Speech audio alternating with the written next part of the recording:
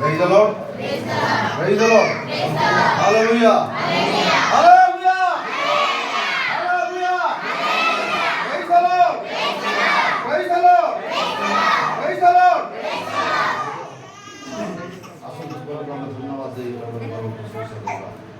Hallelujah. Hallelujah. Hallelujah. Hallelujah. Hallelujah. Hallelujah. Hallelujah. Hallelujah. Hallelujah. Hallelujah. Praise the Lord, praise the Lord, praise the Lord, praise the Lord, praise the Lord, praise the Lord, praise the Lord, praise the Lord. ধন্যবাদ যিশু, ধন্যবাদ যিশু, ধন্যবাদ যিশু, ধন্যবাদ যিশু।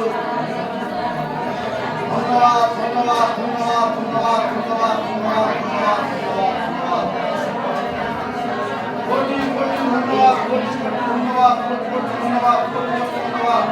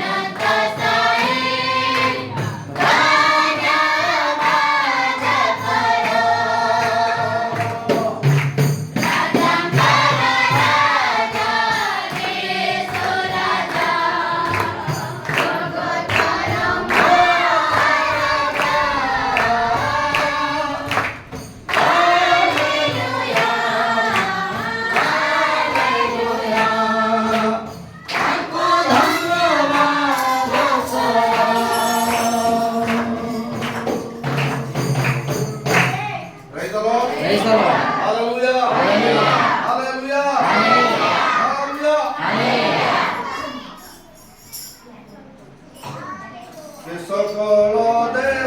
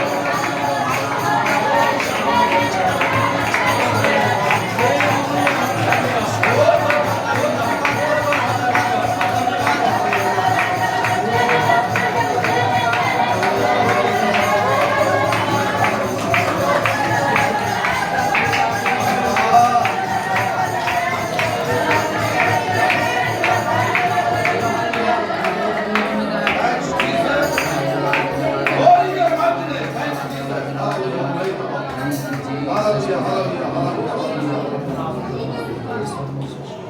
ধন্যবাদ ধন্যবাদ ধন্যবাদ ধন্যবাদ কোটি কোটি ধন্যবাদ কোটি কোটি ধন্যবাদ ধন্যবাদ নানিটিকে দুঃখ হবে করতে না দুঃখ হবে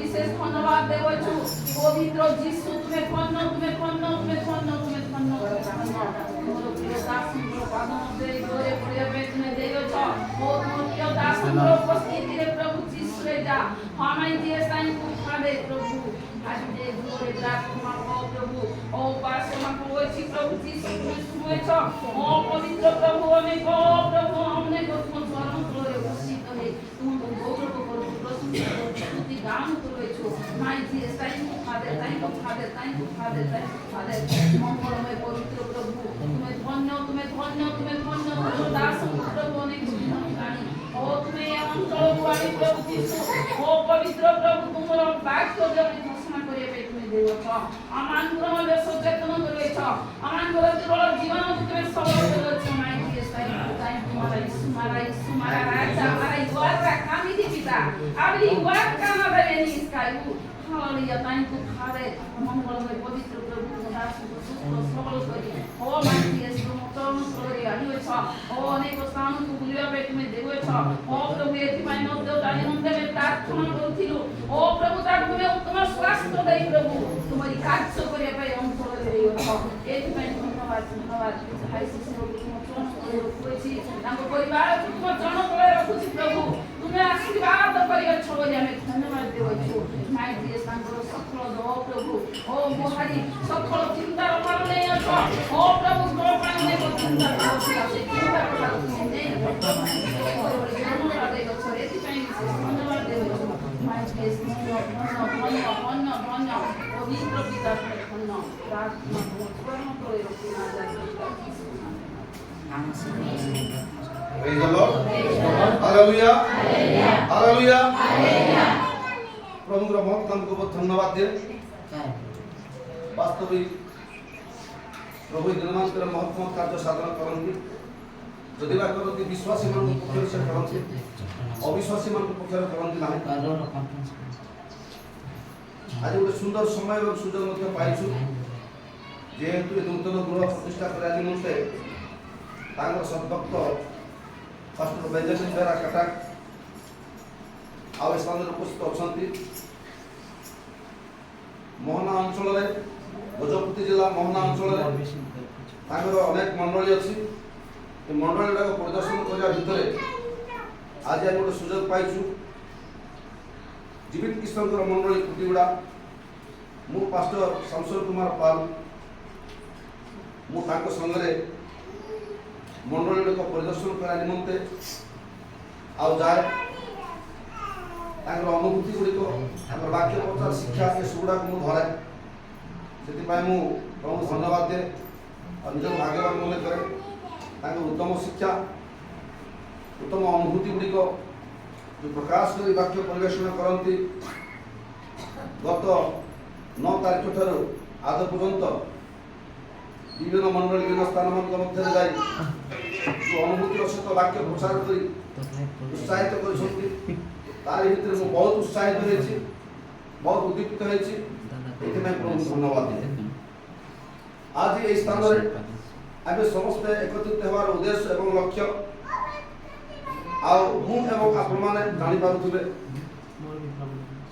विशेषकर एठारे मंडली स्थापन हो दीर्घ 35 वर्ष होगा जाऊँगी नैष्ठिक हिंदू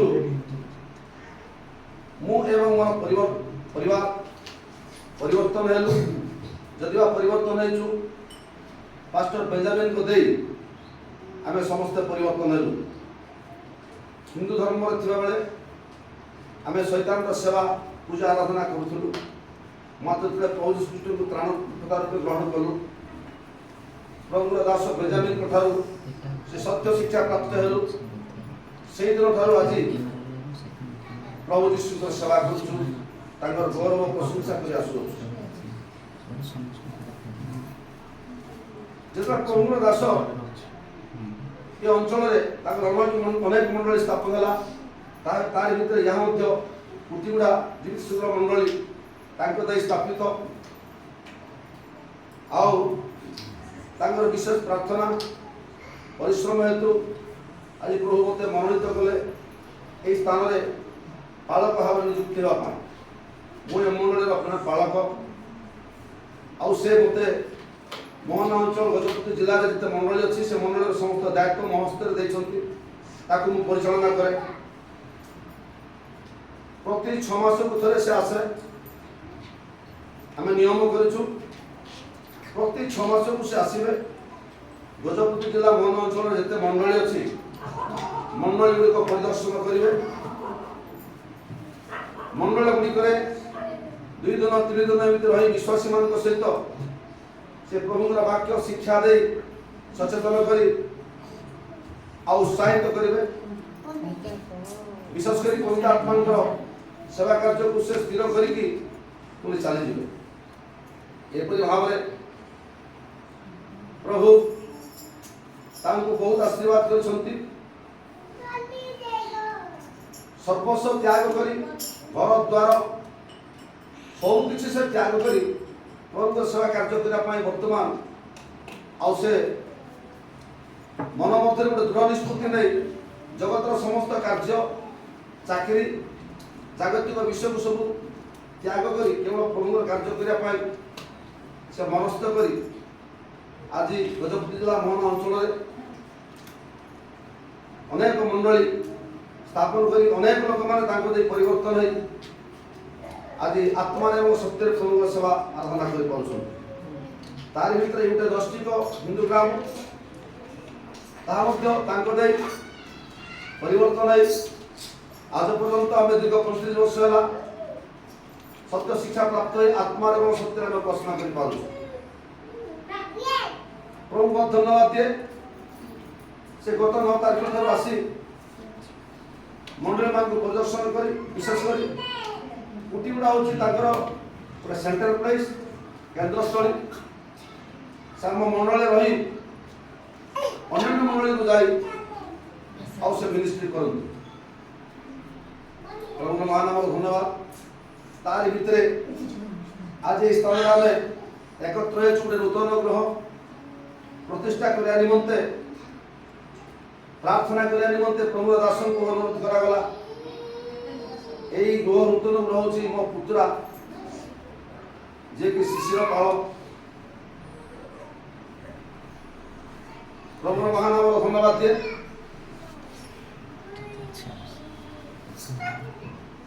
मो बड़ भाई यहाँ भास्कर पाल मुझे मझिया भाई आउ से मो पुत्रा समस्त सान आउ गृह से निर्माण कर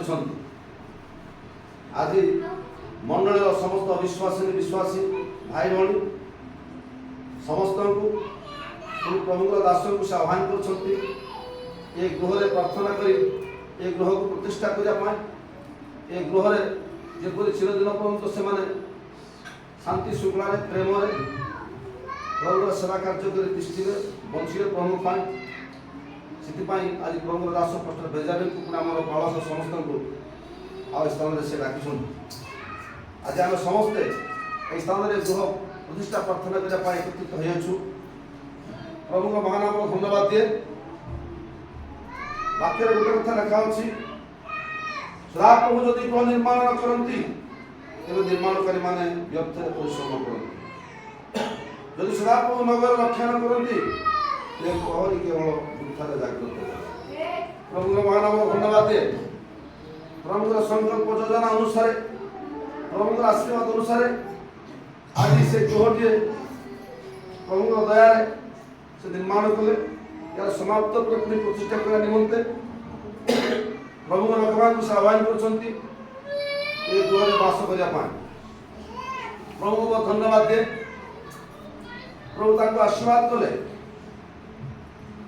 ମାତ୍ର ଯଦି ଚିନ୍ତା କରିବା ଦେଖିବା ବାଇବେଲ ଅନୁସାରେ ଗୃହ ଦୁଇ ପ୍ରକାର, ଗୋଟେ ହେଉଛି ଆତ୍ମିକ ଗୃହ ଆଉ ଗୋଟେ ହେଉଛି ଜାଗତିକ ଗୃହ। ଏ ଜାଗତିକ ଗୃହ କେତେବେଳେ ଯଦି ପ୍ରାକୃତିକ ବିପର୍ଯ୍ୟୟ ହୁଏ ଏଟା ଭସୁଡ଼ି ଯିବ, ଭାଙ୍ଗିଯିବ। ଏ ଛାତ ଏ କାନ୍ଥ ମାଡ଼ କିଛି ରହିବ ନାହିଁ। ଆଜି ଅନେକ ଲୋକଙ୍କର ଛାତ 2 ମହଲା 3 ମହଲା ଘର ଗୁଡ଼ାକ ଭାଙ୍ଗି ଭୁଷୁଡ଼ି ଯାଇଛି। ଯଦି ଆପଣ ଆଶୀର୍ବାଦ କରୁଛନ୍ତି ଏଠାରେ ବାସ କରିବା ପାଇଁ ଠିକ ଅଛି। ଆଉ ଗୋଟେ ଗୃହ ପାରମାର୍ଥିକ ଗୃହ, ସେ ଗୃହ ପାଇଁ ଆମକୁ ବହୁତ ଚିନ୍ତା କରିବାକୁ ଅଛି। ସେ ଗୃହ ନିର୍ମାଣ କରିବା ନିମନ୍ତେ ଆମକୁ ବହୁତ ଚିନ୍ତା କରିବାର ଅଛି। ସେଥିପାଇଁ ଲେଖା ଅଛି ଧର୍ମଶାସ୍ତ୍ରରେ, ଜିଦା ପୁସ୍ତକରେ, ଅତି ପବିତ୍ର ବିଶ୍ୱାସରେ ଧର୍ମ ଜୀବନ ଉପଗୃହ ନିର୍ମାଣ କର। ଧର୍ମ ଜୀବନ ଉପଗୃହ ନିର୍ମାଣ କର, ପବିତ୍ର ଆତ୍ମାରେ ପ୍ରାର୍ଥନା କର। ତେଣୁ এই ଗ୍ରହ ଠାରୁ ଧର୍ମ ଜୀବନ ଉପଗୃହ, ଅତି ପବିତ୍ର ବିଶ୍ୱାସରେ ଧର୍ମ ଜୀବନ ଉପଗୃହ ନିର୍ମାଣ କର। ସେଇଟା ହେଉଛି ପାରମାର୍ଥିକ ଗୃହ। ପ୍ରଭୁର ମହାନାମକୁ ଧନ୍ୟବାଦ ଦିଏ। କୌଣସି ଗୋଟେ ସମୟରେ ବା କୌଣସି ଗୋଟେ ଦିନରେ ଆମେ ନିଶ୍ଚିତ ଭାବେ ଏ ଘର, ଏ ଜାଗା, ଏ ଜଗତକୁ ଛାଡ଼ିକି ଆମକୁ ଯିବାକୁ ଅଛି। ଦିନରେ ଦିନ ଆମେ ମରିବା। ପ୍ରଭୁର ମହାନାମକୁ ଧନ୍ୟବାଦ ଦିଏ। ଯଦି ଆମେ ମରୁ, ଯେତେ ଦିନ ପର୍ଯ୍ୟନ୍ତ ବଞ୍ଚିଛୁ ଏ ଜାଗତିକ ଗୃହରେ ଆମେ ରହିବା। ଯଦି ପ୍ରଭୁଙ୍କ ଠାରେ ଆମେ ରହି ମରିଛୁ ତାହେଲେ ଆମଙ୍କ ନିମନ୍ତେ ସ୍ୱର୍ଗରେ ଗୋଟେ ସୁନ୍ଦର ଗ୍ରହ ଥିବ, ଆଉ ସେ ସ୍ଥାନରେ ମଧ୍ୟ ଆମେ ବାସ କରିବା। ତେଣୁ এই ଗ୍ରହ ଠାରୁ ସ୍ୱର୍ଗ ରାଜ୍ୟର ଗ୍ରହ ପାଇଁ ଆମକୁ ପ୍ରସ୍ତୁତ ହେବାକୁ ଅଛି, ଜାଗ୍ରତ ହେବାକୁ ଅଛି। ସେ ଗୃହ ନିର୍ମାଣ କରିବା ନିମନ୍ତେ ଆମକୁ ଧର୍ମ ଜୀବନ ଯାପନ କରିବାକୁ ଅଛି। ପ୍ରଭୁଙ୍କର ବାକ୍ୟ ପାଳନ କରିବାକୁ ଅଛି। ତାଙ୍କ ରାଜ୍ୟ ଧାର୍ମିକତା ଅନୁସରଣ କରିବାକୁ ଅଛି। ପବିତ୍ର ଆତ୍ମାଙ୍କ ଶକ୍ତିରେ ପ୍ରଭୁଙ୍କର ସେବା କାର୍ଯ୍ୟ କରିବାକୁ ଅଛି। ଆତ୍ମାରେ ସତ୍ୟରେ ଉପାସନା କରିବାକୁ ଅଛି। ପ୍ରଭୁଙ୍କୁ ଭୟ କରି ଶେଷରେ ବିଶ୍ୱାସ ପୂର୍ବକ ଆଉ ସମସ୍ତ ଆଜ୍ଞା ପାଳନ କରିବାକୁ ଅଛି। ତାହେଲେ ଏହି ଘର ଠାରୁ ସ୍ୱର୍ଗ ରାଜ୍ୟରେ ଆମଙ୍କ ପାଇଁ ଗୋଟେ ସୁନ୍ଦର ଗୃହ ପ୍ରସ୍ତୁତ ହୋଇଥିବ। ଆମେ ସେ ସ୍ଥାନରେ ଯାଇ ବାସ କରିବା। ପ୍ରଭୁଙ୍କର ମହାନାମକୁ ଧନ୍ୟବାଦ ଦିଏ। ଆଜି ଏ ଗୃହ ପ୍ରତିଷ୍ଠା ପ୍ରାର୍ଥନା କରିବା ନିମନ୍ତେ ଆଉ ତାଙ୍କର ସର୍ବତ୍ର ଦାସ ପାଷ୍ଟର ବେଞ୍ଜାମିନ ବେହେରାଙ୍କୁ ଆମେ ପାଇଛୁ। ଆଉ ଠିକ୍ ସମୟରେ ସେ ଆସିଛନ୍ତି। ଆଉ ସେ ତ କେବେ ଅନାବନା ଯାଆନ୍ତି ନାହିଁ। ପ୍ରଭୁ କଥା ନ କହିଲେ ପ୍ରଭୁଙ୍କର ଇଚ୍ଛା ଅନୁସାରେ ସବୁ କାର୍ଯ୍ୟ କରନ୍ତି। ମାତ୍ର এই ଯେଉଁ ମହନା ଗଜପତି ଜିଲ୍ଲା ଅଞ୍ଚଳରେ ତାଙ୍କର ଯେତେ ମଣ୍ଡଳୀ ଅଛି ତାଙ୍କରି ସବୁ। ଆଉ ଠିକ୍ 6 ମାସ ହେଲା ପରେ ସେ ଆସନ୍ତି। ବର୍ଷକୁ 2 ଥର ଆସନ୍ତି ମଣ୍ଡଳଗୁଡ଼ାକ ବୁଲି ବିଶ୍ୱାସୀମାନଙ୍କ ସହିତ ଆଉ ସାକ୍ଷାତ କରନ୍ତି। ଆତ୍ମିକ ଭାବରେ କିଏ ଦୁର୍ବଳ ଅଛି ସେମାନଙ୍କୁ ସବଳ କରନ୍ତି। ଅନେକ ପ୍ରାର୍ଥନା, ଅନେକ ଶିକ୍ଷା ଦେଇ ପଡ଼ିଥିବା ଲୋକମାନଙ୍କୁ ଉଠାନ୍ତି, ଦୁର୍ବଳ ଲୋକମାନଙ୍କୁ ସବଳ କରନ୍ତି। ତାଙ୍କର ଅନୁଭୂତି ଶିକ୍ଷା ଅତି ଗୁରୁତ୍ୱପୂର୍ଣ୍ଣ। ଯେଉଁମାନେ ତାକୁ ଗ୍ରହଣ କରନ୍ତି ସେମାନେ ଭାଗ୍ୟବାନ କରନ୍ତି। ତେଣୁ ଏପରି ଦାସଙ୍କୁ ଆମେ ପାଇଛୁ, ଉତ୍ତମ ଦାସଙ୍କୁ ଆମେ ପାଇଛୁ। ଏଥିପାଇଁ ଆମେ ଗର୍ବ କରୁଛୁ। ପ୍ରଭୁଙ୍କର ମହାନାମକୁ ଧନ୍ୟବାଦ। ତାରି ଭିତରେ ଆଜି ଏ ଗୃହ ପ୍ରତିଷ୍ଠା ପ୍ରାର୍ଥନା ନିମନ୍ତେ ପ୍ରଭୁ ଦାସଙ୍କୁ ଆମେ ଆହ୍ୱାନ କରିଛୁ। ଆମେ ସମସ୍ତେ ଏ ଗୃହର ପରିବାର ଯେପରି ଶାନ୍ତିରେ ପ୍ରେମରେ ରହିବେ, ବାସ କରିବେ, ଆତ୍ମାରେ ଏବଂ ସତ୍ୟରେ ଉପାସନା କରି ପ୍ରଭୁଙ୍କ ରାଜ୍ୟ ପାଇଁ ବଞ୍ଚିବେ। ପ୍ରଭୁ ଆଜି ଗୋଟେ ସୁନ୍ଦର ଥଇଥାନ ଏ ଗୃହ ଦେଇଛନ୍ତି। ଏଥିପାଇଁ ବିଶେଷ କରି ଏ ପରିବାର ଯେ ଗୃହରେ ବାସ କରିବେ ସଦା ସର୍ବଦା ପ୍ରଭୁଙ୍କୁ ଧନ୍ୟବାଦ ଦେବାକୁ ଅଛି। ପ୍ରଭୁଙ୍କର ଅନୁଗ୍ରହ ଦୟାରେ ଏସବୁ ଗୃହଟି ହେଇଛି। ଆଉ ପ୍ରଭୁଙ୍କ ନିକଟରେ ପ୍ରାର୍ଥନା କରିବାକୁ ଅଛି। ଅନେକ ପ୍ରଭୁଙ୍କର ଦାସ ମାନେ ଆସିବେ ଏ ଗୃହରେ ପ୍ରାର୍ଥନା କରିବେ। ଆଉ ସେମାନଙ୍କୁ ମଧ୍ୟ ସେବା ଶୁଶ୍ରୂଷା କରିବାକୁ ଅଛି, ଆତିଥ୍ୟ ସତ୍କାର କରିବାକୁ ଅଛି, ସେମାନଙ୍କର ପାଦ ଏ ଗୃହରେ ପଡ଼ିବାକୁ ଅଛି। ତାହେଲେ ଏ ଗୃହକୁ ପ୍ରଭୁ ଆହୁରି ଅଧିକ ଭାବରେ ଏ ପରିବାର ବର୍ଗକୁ ଆଶୀର୍ବାଦ କରିବେ। ଏସବୁ କରି ଯଦି ପ୍ରଭୁ ଗୋଟେ ବିଶ୍ୱସ୍ତ ଜୀବନ କାଟେ ତାହେଲେ ସେ ଗୋଟେ ତ ବହୁତ ସୌନ୍ଦର୍ଯ୍ୟ ଗୃହ ଆଉ ସ୍ୱର୍ଗ ରାଜ୍ୟରେ ନିର୍ମିତ ହେବାକୁ ଯାଉଛି। ପ୍ରଭୁର ମହାନ ଆମର ଧନ୍ୟବାଦ ଦିଏ। ଆଜି କେବଳ ମାତ୍ର ଆମେ ସମୟରେ ଏକତ୍ର ହେଇଛୁ, ଆଜି ଗୃହ ପ୍ରତିଷ୍ଠା ପ୍ରାର୍ଥନା କରିବା ପାଇଁ ପ୍ରଭୁଙ୍କୁ ଧନ୍ୟବାଦ ଦିଏ। ଆମେ ସମସ୍ତେ ତାଙ୍କ ପରିବାରର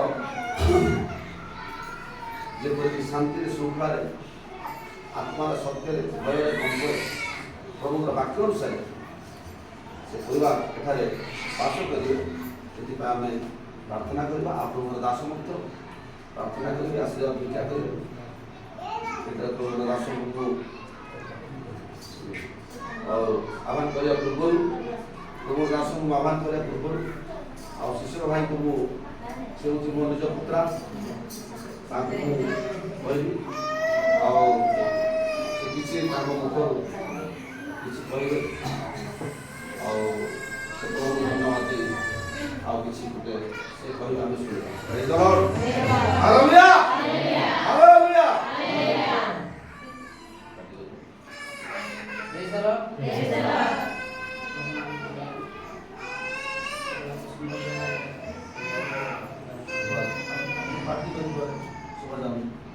ପ୍ରଭୁଙ୍କର ଆଶୀର୍ବାଦ ହେତୁ ଆଜି ଏତେ ସୁନ୍ଦର ଭାବରେ ଇଚ୍ଛା থেকে ସୁଦ୍ଧା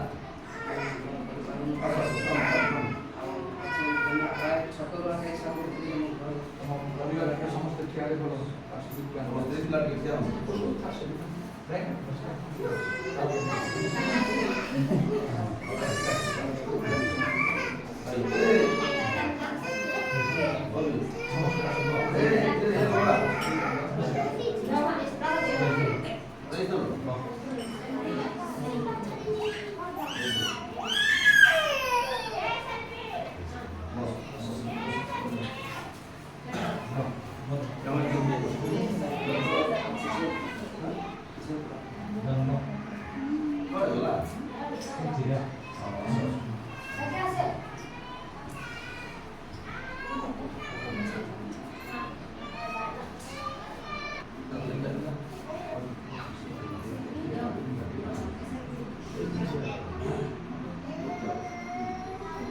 ମୁଁ ଏବଂ ଆପଣମାନେ ଦେଖିପାରୁଛି ଏଇଟା ହେଉଛି ଶିଶିର ଆଉ ତାଙ୍କର ଏଇଟା ହେଉଛି ବଡ଼ ଝିଅ, ତାପରେ ତା ମଝିଆ ପୁଅ, ସର୍ବଶେଷ ସାନ ଝିଅ, ଏଇଟା ତାଙ୍କ ସ୍ତ୍ରୀ, ତାଙ୍କ ପରିବାରର ସର୍ବମୋଟ 5 ଜଣ।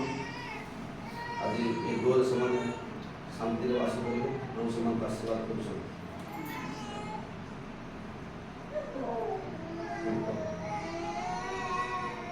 ପ୍ରେଜ୍ ଦ ଲର୍ଡ, ପ୍ରେଜ୍ ଦ ଲର୍ଡ।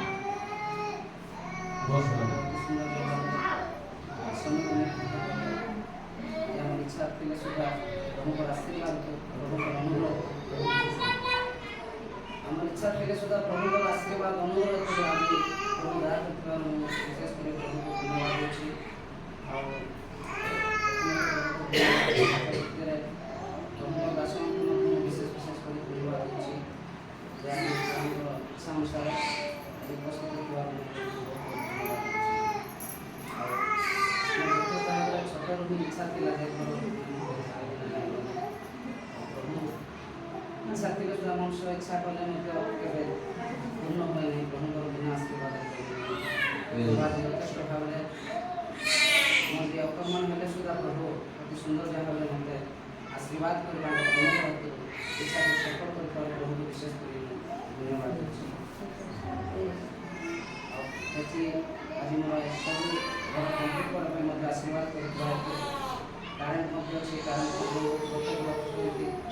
ସମସ୍ତେ ବର୍ତ୍ତମାନ ଏକ୍ସପେଣ୍ଡ ପ୍ରତ୍ୟେକ ପ୍ରଭୁ ଧାର କରି ମୁକ୍ତ କରି ପ୍ରତ୍ୟେକ କାମ କରିବାକୁ ମଧ୍ୟ ପ୍ରଭୁ ଆଶୀର୍ବାଦ କରି ସୁନ୍ଦର ଭାବରେ ମୋ ଘରକୁ କମ୍ପ୍ଲିଟ୍ କରିଥିବା ପ୍ରଭୁଙ୍କୁ ବିଶେଷ କରି ଧନ୍ୟବାଦ ଦେଉଛି। ଆଉ ଆଜି ମୋର ପ୍ରତିଷ୍ଠା କରିବି ବୋଲି ମୁଁ ଇଚ୍ଛା କରି କଟକ ପାଷ୍ଟର ଆସିଛନ୍ତି ତାକୁ ଲାଗି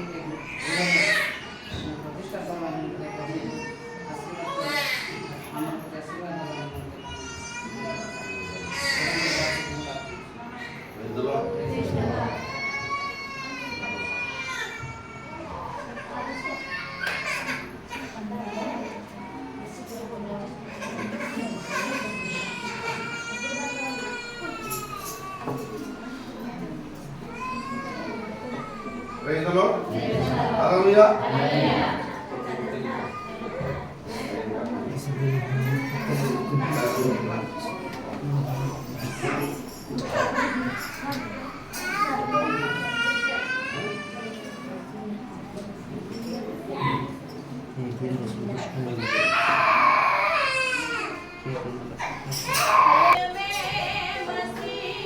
Almost time.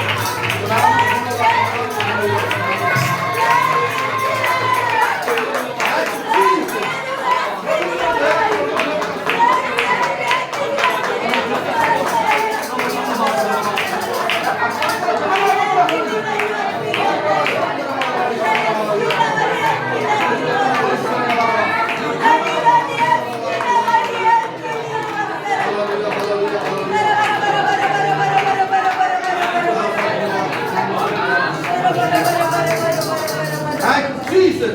Glory be your mighty name. Thank you, Father. Heavenly Father, thank you, Lord. Thank you, Lord. Thank you, Lord. Thank you, Lord. Thank you, Lord.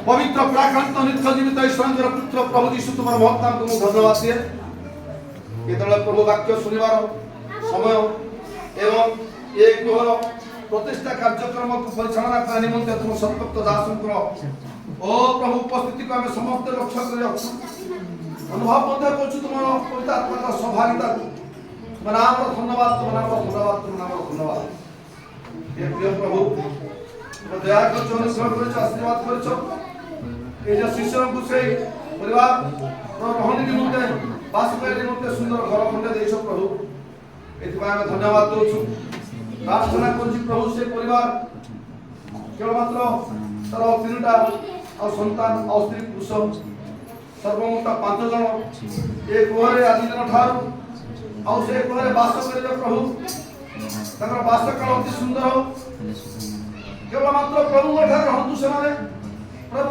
सेवा गौरव प्रशंसा करंतु वास्तव जीवन यापन करंतु आ ताकर परिवार को आशीर्वाद ये परिवार प्रति कौन से शत्रु सन्तान हाथ रहबो नाही केवल तो भितरे कौन से सर्प केवल कौन से मारणा पशु जिनस आघात करबो नाही कौन से असुचि जिनस ग्रहण करे प्रवेश होबो नाही केवल वास्तव तुम्हारा प्रति सफलता करियो और ये ग्रहण करते में अनुग्रह आशीर्वाद करी ये घरे प्रार्थना उपासना सर्वदा सुनित हो ये ग्रह परिवार विश्वास विश्वास पर्यंत विश्वस्त हमारे जीवन अतिबाहित करने पाए आशीर्वाद ये परिवार शुभ आशीर्वाद नाम धन्यवाद ये मंगलमय प्रभु एतर को सत्युक्त दास पास्टर बेंजामिन बेहरा प्रभु मनोर करछे ताकि तुम अनुग्रह कर आशीर्वाद करो ये ग्रह प्रतिष्ठा कार्यक्रम वर्तमान से परिचालन करो आमान को वाक्य दे उत्साहित करो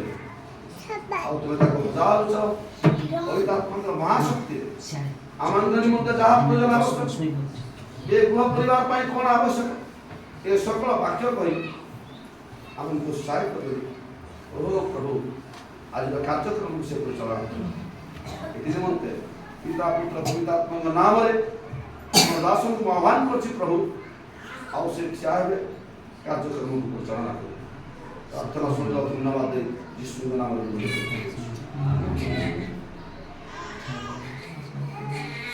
इतर प्रभु दासों को अनुरोध करछि से आज रो जो प्रतिष्ठा संपर्क है और हमान को प्रभु को वाक्य करी और साहित्य कार्यक्रम समाप्त करी और शेष प्रार्थना के आशीर्वाद पूजा करें Praise the Lord. Hallelujah. Hallelujah. Hallelujah. Hallelujah.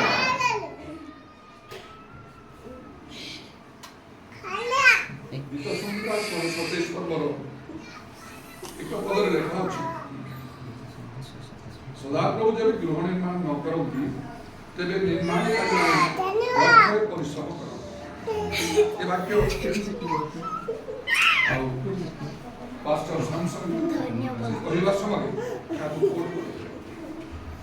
एथर गोटे विषय स्पष्ट होची प्रभु गृह निर्माण करती आउ से गृह निर्माण करती नहीं जदि प्रभु गृह निर्माण न करेंगे से निर्माण कार्य वृथा कारण एमती देखुच माने जगत अनेक समय अनेक प्रकार प्राकृतिक विपर्यय घटुची बड़े बड़े भूमिकंप सुनामी सब एवं घर पड़ी एपरी समय कौन सी घर तिष्ठित रही पार भूमिकंप हवा समय बड़ बड़ कोठा घर मध्य सब भांगी भूमिसात मृत्यु हो जाए घर पड़ी समय केते प्रकार क्षति हो सुनामी समुद्र जब बहुत बड़ ढेउ उठे झड़ हेतु से समुद्र कूल ग्राम सहर सबको सबु किसी विष को पूरा धोई पोछी नहीं जाए तेणु एपरी घटना घटुची ମାତ୍ର ପ୍ରଭୁ ଯେତେବେଳେ ଗୃହ ନିର୍ମାଣ କରିବେ ଆଉ ସେତେବେଳେ ସେ ସବୁ ପ୍ରକାର ବିପଦରୁ ସଂକଟରୁ ସେ ରକ୍ଷା କରନ୍ତି। Praise the Lord.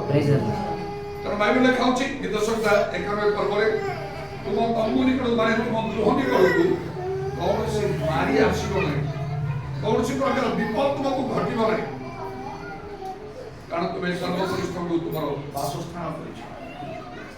ପ୍ରଭୁ ପୁଣି ଯେତେବେଳେ ଗୃହ ନିର୍ମାଣ କରନ୍ତି କିପରି ସେ ସୁରକ୍ଷା ଦିଅନ୍ତି ଆମେ ଜାଣୁ ନହଙ୍କ ସମୟରେ ଏପ୍ରିଲ ପରମେଶ୍ୱର ତାଙ୍କର ସମସ୍ତ ସୃଷ୍ଟିକୁ ବିନାଶ କରିବା ପାଇଁ ଚାହିଁଲେ ଜଳ ପ୍ରଳୟ ହେଲା। ସେତେବେଳେ ଗୋଟିଏ ଘର ମଧ୍ୟ ରହିଲା ନାହିଁ। ସାରା ଦୁନିଆରେ କେତେ ଘର ଲୋକମାନେ ବନେଇଥିଲେ, କେତେ ପ୍ରକାର ଭଲ ଭଲ କାର୍ଯ୍ୟ କରି ଗୋଟିଏ ଘର ରହିଲା ନାହିଁ। ମଣିଷ ପଶୁ ପକ୍ଷୀ କେହି ବଞ୍ଚିଲେ ନାହିଁ। କିନ୍ତୁ ନହଙ୍କ ପରମେଶ୍ୱର ଯୋଉ ଆଜ୍ଞା ଦେଇଥିଲେ ଗୋଟିଏ ଜାହାଜ ବନେଇବା ପାଇଁ, ସେ ଜାହାଜରେ ବିଭିନ୍ନ ପ୍ରକାର କୋଠରୀ ବନେଇବା ପାଇଁ କହିଥିଲେ। କୋଉଠି ସେ ନୁହଁ ତାଙ୍କର ପରିବାର ରହିବେ, କୋଉଠି ବିଭିନ୍ନ ପ୍ରକାର ପଶୁ ପକ୍ଷୀ ରହିବେ, ସବାର ପାଇଁ ଖାଦ୍ୟ ଦ୍ରବ୍ୟ ରହିବ। ଏପରି ଗୋଟେ ଜାହାଜ ରୂପ ଗୋଟେ ଘର ବନେଇଥିଲେ, ତାର 3 ମହଲା ହବ କହିଥିଲେ। ତାର ଲମ୍ବା ଚଉଡ଼ା କେମିତି କୋଉ କାଠରେ ସବୁ ବିଷୟ ଲେଖା ହେଇଛି। ଯେତେବେଳେ ସମୁଦାୟ ଜଗତରେ ଥିବା ଗୃହ ସବୁ ବିନଷ୍ଟ ହଉଥିଲା, ଏ ନୁହ ଥିବା ସେ ଜାହାଜଟା ସମ୍ପୂର୍ଣ୍ଣ ଭାବରେ ସୁରକ୍ଷିତ ଥିଲା। ଏ ମହା ଜଳ ପ୍ରଳୟ ଆଉ ତାକୁ କିଛି କରିପାରିଲା ନାହିଁ। ତା ଭିତରେ ଯେତେ ଲୋକମାନେ ଥିଲେ ସମସ୍ତେ ନିରାପଦରେ ରହିଲେ। ତେଣୁ ନିଶ୍ଚୟ ଗୋଟେ ଖୁସିର ବିଷୟ, ଗୋଟେ ଆନନ୍ଦର ବିଷୟ।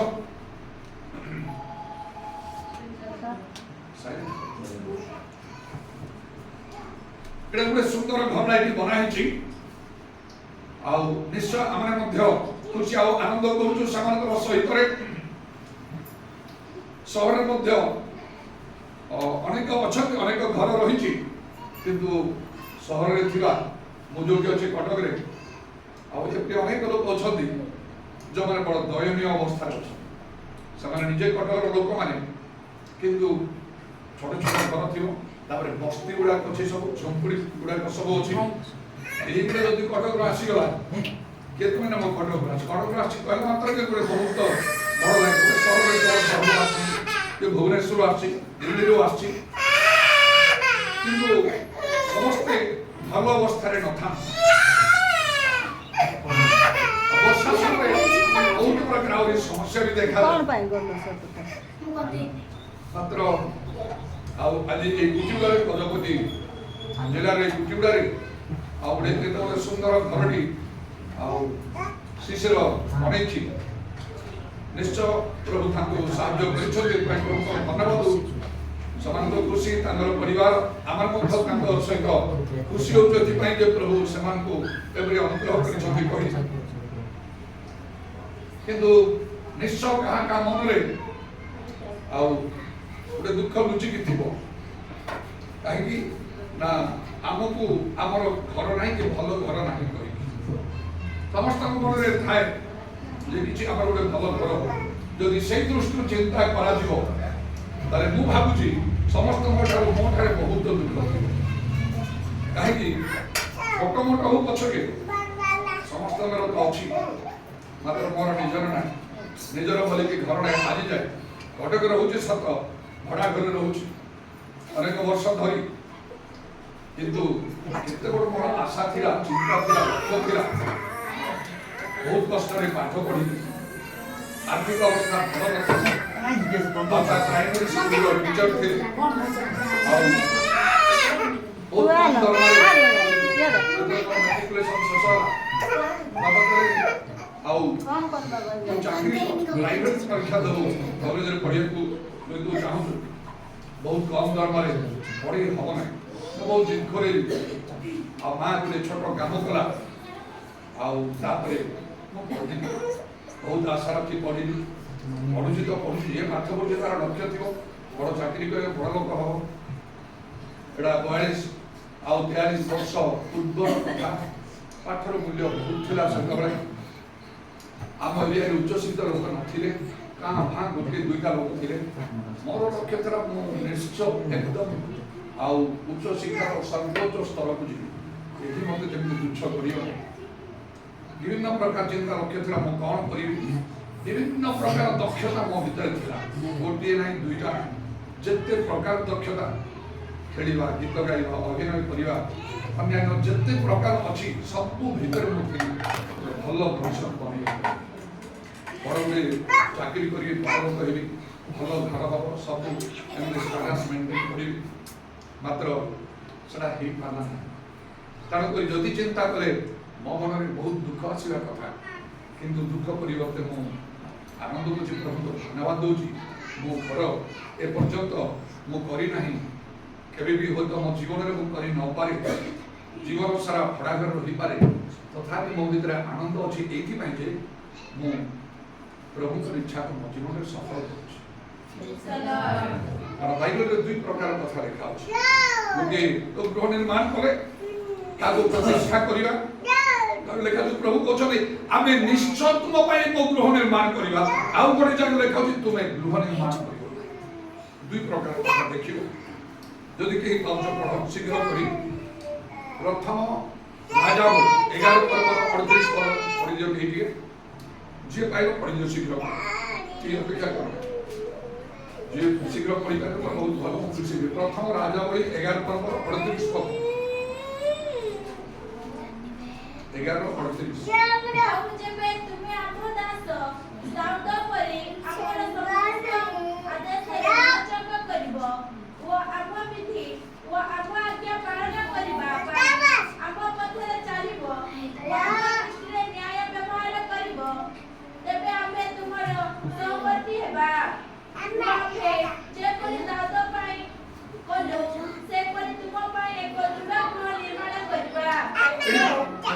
एठी से 38 पद और बाकी अछि से पद रे वो तुमको इस्राएल देवा प्रभु के तुम पे एक दृढ़ गृह निर्माण करिबा प्रभु चाहते हम पे एक घर दृढ़ भाव रे भल भाव रे मजबूत करी तैयार करिया पड़ी कहउछन केतबे जदि हम आज्ञा पालन प्रभु जे कोले करिवे सेटा भिन्न प्रकार आउ एडा से सलोमन को कहउछन दाऊदकर पुत्रक आमे दाऊदक पई निरूप कलु तुम पई करबा जदि तुम हमर वाक्य माने कि चालिबो आज्ञा माने कि चालिबो आउ तुम पान इस्राएल देबा माने कोले देश कोले राज्य ताकू देबा के परमेश्वर दाऊदक पई जे कोले घर तयारी हेइथिबो से राजा हरे से को प्रकार घर से बनै नथिबे समस्त देश रे इस्राएल देश मध्ये सेही प्रकार गृह नथिबो ताकू गृह बोली कहा जिवो नाही ताकू कोन कहा जिवो ओडिया रे राजा रहिबा घर महल राजप्रसाद पटालिका पैलेस आउ से प्रकार जो लोग की आउ तार काम थेरा आउ से मेष पालन करिबा पशुमान को पालन करिबा परमेश्वर तांको पई पुणी देखिबो प्रथम सामुएल 2 पर्वर 35 पद शीघ्र पढ़ो जे भाई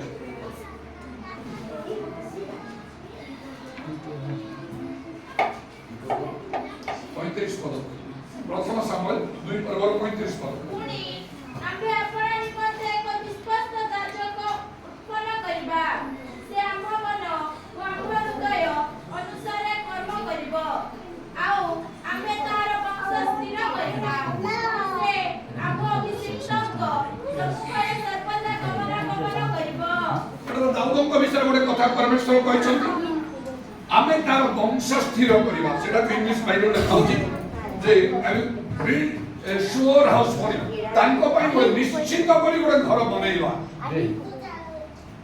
प्रभु गृह बनेइबा पई चाहते आमान निमंते जगत रे मध्य आउ से सदा काल रहिबो सेटा मात्र जिरिमिया पुस्तक 35 पर्व हो जाओ आउ पढि दियो शीघ्र 7 पर्व पढते जिरिमिया 35 पर्व 7 पद पढो तुमे बीज बुणिब नाही अथवा द्राक्ष क्षेत्र रोपण करिब नाही अबा तहिर अधिकारी हेब नाही मात्र तुमे माने जब जीवन तपुरे वास करिब तहिरे तुमे माने जे देश रे प्रवास करोछ से देश रे अनेक बंचिब एडी लिखा है कि तुमे କରିବ ନାହିଁ ଯାବ ଜୀବନ ତମ୍ବୁରେ ବାସ କରିବ ଦୀର୍ଘାୟୁ ହବ ତାହେଲେ ଆଉ ଯେ ଯେଉଁ ଦେଶରେ ବାସ ଅଛି ସେଠି ତୁମେ ରହିବ ତୁମେ ବହୁତ ଦିନ ପର୍ଯ୍ୟନ୍ତ ତୁମର ମଙ୍ଗଳ ତାହେଲେ ଦୁଇ ପ୍ରକାର କଥା ଗୋଟିଏ ଆମେ ଦେଖିଲୁ ପରମେଶ୍ୱର ତୁମ ପାଇଁ ଆମେ ନିଶ୍ଚୟ କରି ଘର ବନେଇବା ଆଉ ଗୋଟେ କହିଲେ ତୁମେ ଘର ବନେଇବ ନାହିଁ ସେଥିପାଇଁ ଗୋଟେ କଥା ଲେଖା ଅଛି କଣ ତୁମର ଯାହା ଅଛି ତୁମେ ସେଥିରେ ସନ୍ତୁଷ୍ଟ ଥାଅ ଯାହାର ଘର ଅଛି ସେ ଖୁସିରେ ରହୁ ଯାହାର ଘର ନାହିଁ ସେ ମଧ୍ୟ ଖୁସିରେ ମୋର ଘର ନାହିଁ କହିକି ମୁଁ ବହୁତ ଖୁସିରେ ଅଛି ଯେହେତୁ ମତେ ଆଉ ଏଇ କଥା ମତେ ବାକ୍ୟ ଦ୍ୱାରା ମିଳିଛି ତୁମେ ଗୃହ ନିର୍ମାଣ କରିବ ନାହିଁ ଜିରିମିୟ 35 ପର୍ବର ଅନେକ ଥର ଯେତେବେଳେ ପ୍ରାର୍ଥନା ପ୍ରଭୁ ଯଦି ପ୍ରଭୁ କାହାକୁ ଦେବାକୁ ଚାହିଁବେ ଘର ବା ଆଉ କିଛି ଦୀର୍ଘାୟୁ ତାର କିଛି ମଙ୍ଗଳ ଆଶୀର୍ବାଦ ଉନ୍ନତି ଯଦି ପ୍ରଭୁ କାହାକୁ ଦେବା ପାଇଁ ଚାହିଁବେ ମୁଁ ଭାବୁଛି ମୁଁ ଅଧିକ ଭାବରେ ପାଇବି କାରଣ ସବୁ କିଛି ତ୍ୟାଗ କରି ପ୍ରଭୁଙ୍କର ସେବା କରୁଛି କାର୍ଯ୍ୟ କରୁଛି ପ୍ରଭୁଙ୍କ ରାଜ୍ୟ ପାଇଁ ଲାଭ ସ୍ୱରୂପ ହେଇଛି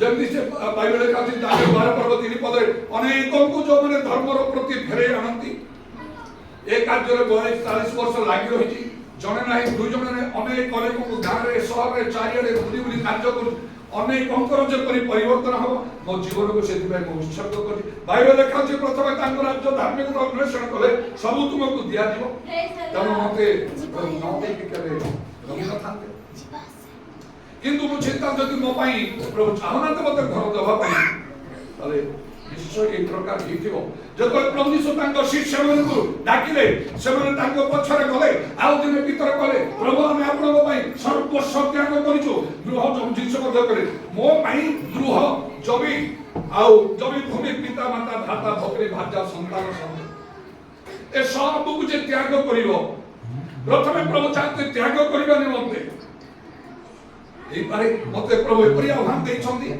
মতে কোন କରିବାକୁ ହବ ଗୃହ ତ୍ୟାଗ କରିବାକୁ ହବ ପିତରଙ୍କ ମତେ କହିବାକୁ ପ୍ରଭୁ ଆଉ ସର୍ବସ୍ୱ ଆମେ ତ୍ୟାଗ କରିଛୁ ଗୃହ ଜମି ପିତା ମାତା ଭ୍ରାତା ଭଗ୍ନୀ ଭାର୍ଯ୍ୟା ସନ୍ତାନ ସବୁ ଆମେ ତ୍ୟାଗ କରିଛୁ ପାଇବା ଯୀଶୁ କହିଲେ ଇହ କାଳରେ ତାରଣା ସଙ୍ଗେ ସଙ୍ଗେ 100 ଗୁଣ ମାନେ ପ୍ରଭୁଙ୍କ ଇଚ୍ଛାରେ ପ୍ରଭୁଙ୍କର ସମୟ ପରକାଳରେ ଅନନ୍ତ ଜୀବନ ପାଇବ ପୁଣି ମନୁଷ୍ୟ ପୁତ୍ର ଯେତେବେଳେ ଆସିବେ ସେ ନୂତନ ସୃଷ୍ଟିରେ ତାଙ୍କର ଗୌରବ ସିଂହାସନରେ ବସିବେ ତୁମେ ଯେ ସବୁ ତ୍ୟାଗ କରି ମୋର ଅନୁଗାମୀ ହେଇଛ ତୁମେ କଣ କରିବ ସିଂହାସନରେ ବସି ଇସ୍ରାଏଲର ଦ୍ୱାଦଶ ଗୋଷ୍ଠୀକୁ ଶାସନ କରିବ ଯୀଶୁ ଯେତେବେଳେ ଫେରି ଆସିବେ ବାଇବେଲ ଲେଖା ଯେତେବେଳେ ସେ ସହସ୍ର ବର୍ଷ ରାଜତ୍ୱ କରିବେ ସେହି ସମୟରେ ସେହି ପ୍ରକାର ହବ ଜଗତର ଧନୀ ଲୋକମାନଙ୍କୁ ସେହି କ୍ଷମତା ଦିଆଯିବ ନାହିଁ ସେ ସିଂହାସନରେ ବସିବ ନାହିଁ ଜଣେ କୁଲି ମଜୁରିଆ କେବେ ସିଂହାସନରେ ବସେ ନାହିଁ ଚୌକି ବି ତାକୁ କମ ଜାଗାରେ ଦିଆଯିବ ନାହିଁ ଯେତେବେଳେ ଯୀଶୁ ଆସିବେ ସେହି ସମୟରେ ସବୁ ଓଲଟପାଲଟ ହେଇଯିବ ସେ କହିଲେ ଯେ ନିଜକୁ ଉନ୍ନତ କରିଛି ତାକୁ ନତ କରାହବ ଯେ ନତ କରିଛି ତାକୁ ଉନ୍ନତ କରାହବ ତେଣୁ ଶିଷ୍ୟମାନେ କହିଲେ ଯେତେବେଳେ ମନୁଷ୍ୟ ପୁତ୍ର ନୂତନ ସୃଷ୍ଟିରେ ଆସିବେ ସେତେବେଳେ ପିତର ଯିଏକି ମାଛ ଧରୁଥିଲେ ମାଛ ସାତ କିଛି ନଥିବ ତାଙ୍କୁ ତୁମେ ସିଂହାସନରେ ବସିବ ଆଉ ଇସ୍ରାଏଲର ଗୋଷ୍ଠୀ ସବୁ ତୁମେ ଶାସନ କରିବ ମାନେ ଜଣେ ଶାସନକର୍ତ୍ତା ଜଣେ ରାଜା ଜଣେ ପ୍ରଧାନମନ୍ତ୍ରୀ ପରି ଗୋଟେ ସମୟରେ ଜଗତରେ ବି ପ୍ରଭୁ ସେ ସବୁ ଦେଖିଛନ୍ତି ସେ ଦାଉଦଙ୍କୁ ମଧ୍ୟ ସେପରି କଲେ ଯେ ମେଷ କରୁଥିଲେ ତାଙ୍କୁ ରାଜା କଲେ ଯୋସେଫ ମଧ୍ୟ ସେ ଆଉ ପଶୁ ପାଳନ କରିବା ଗୋଷ୍ଠୀ ଥିଲେ ତାଙ୍କୁ ଯାଇକି ପ୍ରଧାନମନ୍ତ୍ରୀ କରିକି ଆଉ ସେ ମିଶର ଦେଶରେ ସେ ରଖିଲେ ପ୍ରଭୁଙ୍କ ଇଚ୍ଛାରେ ଜଗତରେ ମଧ୍ୟ କରିବେ এটা সব ମୁଁ ବୁଝିନାହିଁ ଅନେକ ବାଇବେଲରେ ଧାର୍ମିକ ଲୋକମାନେ ଅଛନ୍ତି ଯେଉଁମାନଙ୍କର ଗୃହ ନଥିଲା ଯେଉଁମାନଙ୍କର ବିଶେଷ ଭଲ କିଛି ବିଷୟ ନଥିଲା ଅବ୍ରାହମ ପ୍ରଭୁଙ୍କର ସବୁ କଥା ମାନିକି ସେ ଚାଲିଲେ ଜ୍ଞାତି କୁଟୁମ୍ବ ଦେଶ ତ୍ୟାଗ କରି ନିଜର ଏକମାତ୍ର ପୁତ୍ରଙ୍କୁ ବଳିଦାନ ଆଉ କରିବା ପାଇଁ ସେ ପ୍ରସ୍ତୁତ ହୋଇଗଲେ ମାତ୍ର ଯେତେବେଳେ ଜଗତରେ ଥିଲେ ଟିକେ ପଢିଲେ ଏଭଳି ପୁସ୍ତକ ଆଉ 11 ପର୍ବର 10 ପଦ ଟିକେ ଦେଖ ଶୀଘ୍ର କରି କାରଣ ଯେଉଁ ନଗର ଭିତ୍ତିମୂଳ ବିଶିଷ୍ଟ ପୁଣି ଯାହାର ଶିଳ୍ପ ନିର୍ମାତା ସ୍ୱୟଂ ସେ ତୈଳ ଅପେକ୍ଷାରେ ଥିଲେ ଏଇଟା ଅବ୍ରାହମଙ୍କ ବିଷୟରେ ଲେଖା ହେଇଛି ପଶୁପାଳନ ସେ ବହୁତ ଧନୀ ଭିତରେ ମାତ୍ର ନିଜର ଗୋଟେ ଭଲ ପକ୍କା ଘର ନଥିଲା। ଲେଖାଇଛି ସେ କ'ଣ କରୁଥିଲେ ନା ଯେଉଁ ନଗରର ଶିଳ୍ପୀ ଆଉ ନିର୍ମାତା ସ୍ୱୟଂ ଈଶ୍ୱର ଗୋଟେ ନଗର ବନେଇଛନ୍ତି। ହାଲେଲୁୟା। ତାଙ୍କ ଲୋକମାନଙ୍କୁ ଦେବା ପାଇଁ ତାର ଭିତ୍ତିମୂଳ ସେ ନିଜେ ପକେଇଛନ୍ତି। ଲେଖା ଅଛି ତାର ଶିଳ୍ପୀ ଆଉ ନିର୍ମାତା ସ୍ୱୟଂ ତାର ସେ ଅପେକ୍ଷାରେ ଥିଲେ। ହାଲେଲୁୟା। ଜଗତରେ ଯଦି ଆମମାନଙ୍କର ଘର ନାହିଁ, ସେଇ ପ୍ରକାର ଯଦି ଆମେ ନଗର ନାହୁଁ, ଯଦି ଆମେ ଗାଁରେ ରହିଛୁ, କିଛି ଚିନ୍ତା କରିବାର ନାହିଁ। ଜଗତରୁ ଯେତେବେଳେ ଚାଲିଯିବା ସେତେବେଳକୁ ଆଉ ଗାଁ ନଥିବ ସ୍ୱର୍ଗରେ, ସେଇଠି କେବଳ ସହର ଥିବ। ଆଉ ସେ ସହରକୁ ଈଶ୍ୱର ନିଜେ ନିର୍ମାଣ କରିଛନ୍ତି। ଲେଖାଇଛି ହାଲେଲୁୟା। ସେଇ ସହରର ସୁନ୍ଦର ବର୍ଣ୍ଣନା ଦିଆଯାଇଛି। ଆଉ ପ୍ରକାଶିତ ବାକ୍ୟ 21 ପର୍ବରେ ସେ ସହର ଗୋଟେ ନାଁ ବି ଦିଆଯାଇଛି। ଆଉ ସେଟା କ'ଣ? ନୂତନ ଜେରୁସାଲେମ, ପବିତ୍ର ଜେରୁସାଲେମ ବୋଲି ତାର ନାଁ ଦିଆଯାଇଛି, ଯାହାକୁ ପରମେଶ୍ୱର ବନେଇଛନ୍ତି। ଲେଖାଇଛି କୌଣସି ଅଶୁଚି ବିଷୟ ସେଠି କେବେ ପ୍ରବେଶ କରିବ ନାହିଁ। ହାଲେଲୁୟା। ଆଉ ଯାହାର ନାମ ଶାବକ ଜୀବନ ପୁସ୍ତକରେ ଥିବ ସେମାନେ କେବଳ ପ୍ରବେଶ କରିବେ। ଲେଖାଇଛି ସେଇ ନଗର ହଉଛି ଆଉ ଭିତ୍ତିମୂଳ ବିଶିଷ୍ଟ ଯାହା ଅବ୍ରାହମ ତାର ଅପେକ୍ଷାରେ ଥିଲେ। ଯେତେ ଭଲ ଘର ତିଆରି କଲେ ବି କ'ଣ ହବ? ଏ ଘର ଥିବ ଆମେ ନଥିବା। କିବା ଆମେ ଥିଲା ବେଳକୁ ଏଇ ଘର ନଥିବ, କ'ଣ ଭୂମିକମ୍ପ ହବ, ମଜା ବାତ୍ୟାରେ କେମିତି କ'ଣ ହେଇଯିବ, କେତେବେଳେ କ'ଣ ଆଉ ସେ ଭାଙ୍ଗି ଭୁଷୁଡ଼ି ଯିବ ତା କହି ହବ ନାହିଁ। ବଡ଼ ଧରଣର ଭୂମିକମ୍ପ ହେଲେ ସେ ବଡ଼ ବଡ଼ ଅଠାରେ ଭୁଷୁଡ଼ି ଗଲେ ସେଠି ଥିବା ଲୋକମାନେ ଚାପି ହେଇକି ମରି ଯାଉଛନ୍ତି। ପରମେଶ୍ୱରଙ୍କ ଗୃହ ସେଇ ପ୍ରକାର ନାହିଁ। ସେଥିପାଇଁ ମୋ ମନରେ ଦୁଃଖ କି କଷ୍ଟ ନାହିଁ। ଯୋଉମାନଙ୍କର ଗୃହ ନାହିଁ କି ଭଲ ଘର ନାହିଁ କି ସହରରେ କି ନଗରରେ ନାହାନ୍ତି, ସେମାନେ ଦୁଃଖ କରିବା ଆବଶ୍ୟକ ନାହିଁ। ଚକ୍ଷୁ ଦେଖିନି, କର୍ଣ୍ଣ ଶୁଣି ନାହିଁ, ହୃଦୟରେ ଜାତ ହିଁ ନାହିଁ, ଏହିପରି ବିଷୟରେ ଈଶ୍ୱର ଆପଣା ପ୍ରେମକାରୀ ମାନଙ୍କ ନିମନ୍ତେ ପ୍ରସ୍ତୁତ କରି ରଖିଛନ୍ତି। ହାଲେଲୁୟା। ଆଉ ଲେଖା ହେଉଛି ସେଇ ନଗରଟା ଯାହାର ନାମ ନୂତନ ଜେରୁସାଲେମ, ତାକୁ ପବିତ୍ର ଜେରୁସାଲେମ ବୋଲି ମଧ୍ୟ କୁହାଯାଇଛି। ସେଇ ଆଉ ପ୍ରକାଶ ବାକ୍ୟ 21 ପର୍ବରେ ଲେଖା ହେଉଛି ତାହା ଈଶ୍ୱରଙ୍କର ଜ୍ୟୋତି ବିଶିଷ୍ଟ। ତାର ଗୋଟେ ଫାଉଣ୍ଡେସନ ଅଛି। ଆଉ ତାର ଚାରିପାଖେ ଗୋଟେ ପାଚେରୀ ଦିଆହେଇଛି। ସେ ପାଚେରୀ ପଥରରେ ନାହିଁ, ଇଟାରେ ନାହିଁ, ଆଉ କୌଣସି ଦ୍ରବ୍ୟରେ ନାହିଁ, ସୁନା କି ରୂପାରେ ନାହିଁ। କେମିତିରେ ତିଆରି ହେଇଛି? କୋଉ ପ୍ରକାର ମଣିରେ? ମଣି ତ ନିଶ୍ଚୟ, କିନ୍ତୁ ସୂର୍ଯ୍ୟକାନ୍ତ ମଣି, ମାନେ ସୂର୍ଯ୍ୟ ଯେପରି ତେଜାନ ଥିବ ସେଇ ପ୍ରକାର ଦିନ 12ଟା କେହି ଅନେଇ ପାରିବ ନାହିଁ। ସେଇ ନଗର ଚାରି ପାଖରେ ଗୋଟେ ପାଚେରୀ ବନା ହେଇଛି। ସେ ପାଚେରୀଟା ସୂର୍ଯ୍ୟକାନ୍ତ ମଣିରେ ବନା ହେଇଛି। ଭାବି ଦେଖ ସେଟା କେମିତି ଦେଖାଯାଉଥିବ। ତାପରେ ତାର ଯୋଉ ଆଉ ସେ ଫାଉଣ୍ଡେସନ, ସେ ପାଚେରୀର 12ଟା ଫାଉଣ୍ଡେସନ ଅଛି। ସେ 12ଟା ଫାଉଣ୍ଡେସନ କଲର ବେଳେ ମୁଁ ଦେଖେ। ଆଉ ସେ କେବଳ ହଠାତ୍ ଫେସବୁକରେ ନହେଲେ ୟୁଟ୍ୟୁବରେ କେଉଁ ଦେଖିଲା ବେଳକୁ ଗୋଟେ ଥର ଭଲ করে ମୁଁ ଦେଖୁଛି ସେ ମଣିଗୁଡ଼ା ବିଭିନ୍ନ ପ୍ରକାର ମଣିଗୁଡ଼ା, କୋଉଟା ଶାଗୁଆ ଦେଖାଯାଉଛି ଚକ୍ ଚକ୍ ଚକ୍ ଚକ୍ ହେଇ, କୋଉଟା ଆଉ ହଳଦିଆ ଦେଖାଯାଉଛି, କୋଉଟା ନାଲି ଦେଖାଯାଉଛି, କୋଉଟା ଆଉ ଏପରି ଆଉ ସେ ବ୍ଲୁ କଲର, ନୀଳବର୍ଣ୍ଣ ବିଭିନ୍ନ କଲର ଦେଖାଯାଉଛି।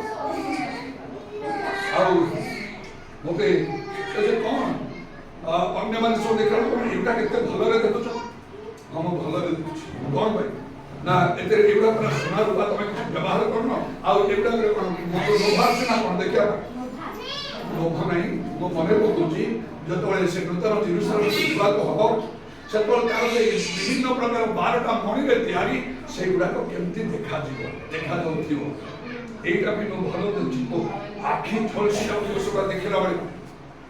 ଆହୁରି ଲେଖା ହେଉଛି ସେଇ ନଗର ଭିତରେ ଆଉ ତାର ରାସ୍ତାଟା ଏକଦମ ସ୍ୱଚ୍ଛ ସୁବର୍ଣ୍ଣରେ ତିଆରି, ଶୁଦ୍ଧ ସୁବର୍ଣ୍ଣ, ପୁରା ଏକ ପିଓର ଗୋଲ୍ଡରେ ତିଆରି। ଏମିତି କୌଣସି ସହର ନାହିଁ ଯାହାର ରାସ୍ତା ଜଗତରେ ଆଉ ପୁରା ପିଓର ଗୋଲ୍ଡରେ ତିଆରି ହେଇଛି।